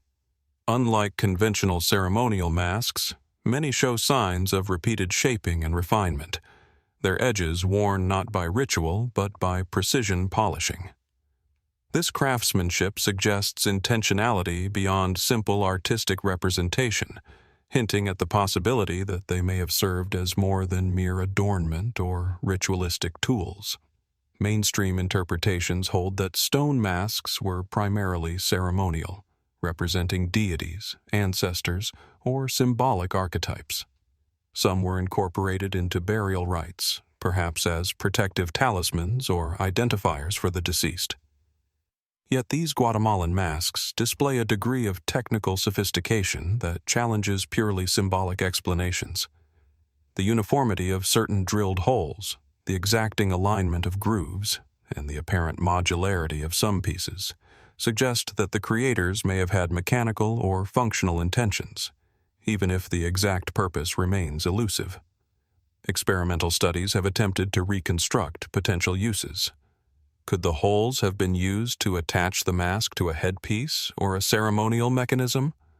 Might grooves and beveled edges have allowed for interlocking or movement, creating a kinetic effect in rituals? Could these masks have been part of an early technological system, a fusion of art, ritual, and mechanical design, preserved in stone? While definitive evidence remains elusive, such possibilities invite us to reconsider the boundaries between symbolism and functionality in ancient craftsmanship.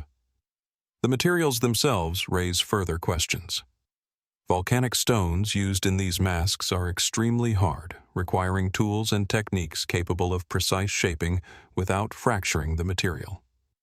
In an age before metal drills or power tools, achieving such perfection implies a deep understanding of stone properties, force, and abrasion, as well as patience and skill honed over generations. The mask's lightweight qualities suggest that selection of material was as deliberate as the shaping process, pointing to a sophisticated knowledge of both form and function. Speculative interpretations often venture into the realm of prehistoric engineering. Some suggest that the masks may have been components of early optical or measurement devices, or perhaps part of a system designed to transmit sound or light in ritual settings. Others propose that they were part of a symbolic technological language, encoding information or instructions within geometric and mechanical designs, a form of knowledge preserved not in text but in tangible, manipulable objects. The aesthetic choices of the masks also invite reflection. Their faces often bear abstracted yet symmetrical proportions, evoking human likeness without fully replicating it. The combination of realism and geometry suggests that their creators understood principles of balance, proportion, and replication, echoing patterns seen in other enigmatic artifacts. The Roman Dodecahedron with its mathematical precision, the Phaistos Disk with its stamped symbols, or even the Klerksdorp Spheres with their perfect symmetry. Across continents and millennia, humans have repeatedly demonstrated the impulse to encode intelligence, order, and meaning into physical objects. The Guatemalan masks, however, carry an additional dimension of mystery, interaction, and modularity. Unlike static artifacts, these masks hint at movement, alignment, and assembly. Could they have been worn in a way that incorporated motion or aligned in a larger system, mechanical, ceremonial, or astronomical? While such theories remain speculative, they invite us to see these masks not just as relics of the past, but as artifacts that blur the line between art and machine, intention and function. Holding a replica or viewing the original under careful lighting, one notices the precision of each contour, the balance of each drilled hole, and the subtle interplay of convex and concave surfaces. There is a quiet intelligence embedded in these objects, a dialogue between human hand and natural material that continues to speak across centuries. The masks are small, yet they resonate with questions far larger than their dimensions, about knowledge, craftsmanship, and the limits of ancient technology. And as the dense Guatemalan jungle whispers in the background, one cannot help but reflect on the broader pattern emerging from our journey. From the Sabu Disk in Egypt to the Nampa Figurine in Idaho, from the Phaistos Disk in Crete to these small, polished masks, humanity, or perhaps intelligence more broadly, has repeatedly produced objects that combine design, precision, and mystery. The Guatemalan stone masks remain enigmatic, not because they are unfinished, but because they challenge the assumptions we bring to the past. Were they ceremonial, technological, or a fusion of both? Did they encode knowledge lost to time, or were they exercises in craftsmanship meant to inspire, instruct, or awe? As we leave these silent faces behind, polished and precise, the question lingers. What other hidden intersections of artistry, technology, and intention might exist in the ruins of ancient civilizations, waiting quietly to reveal that our understanding of the past and of human ingenuity is far more incomplete and far more wondrous than we have yet imagined?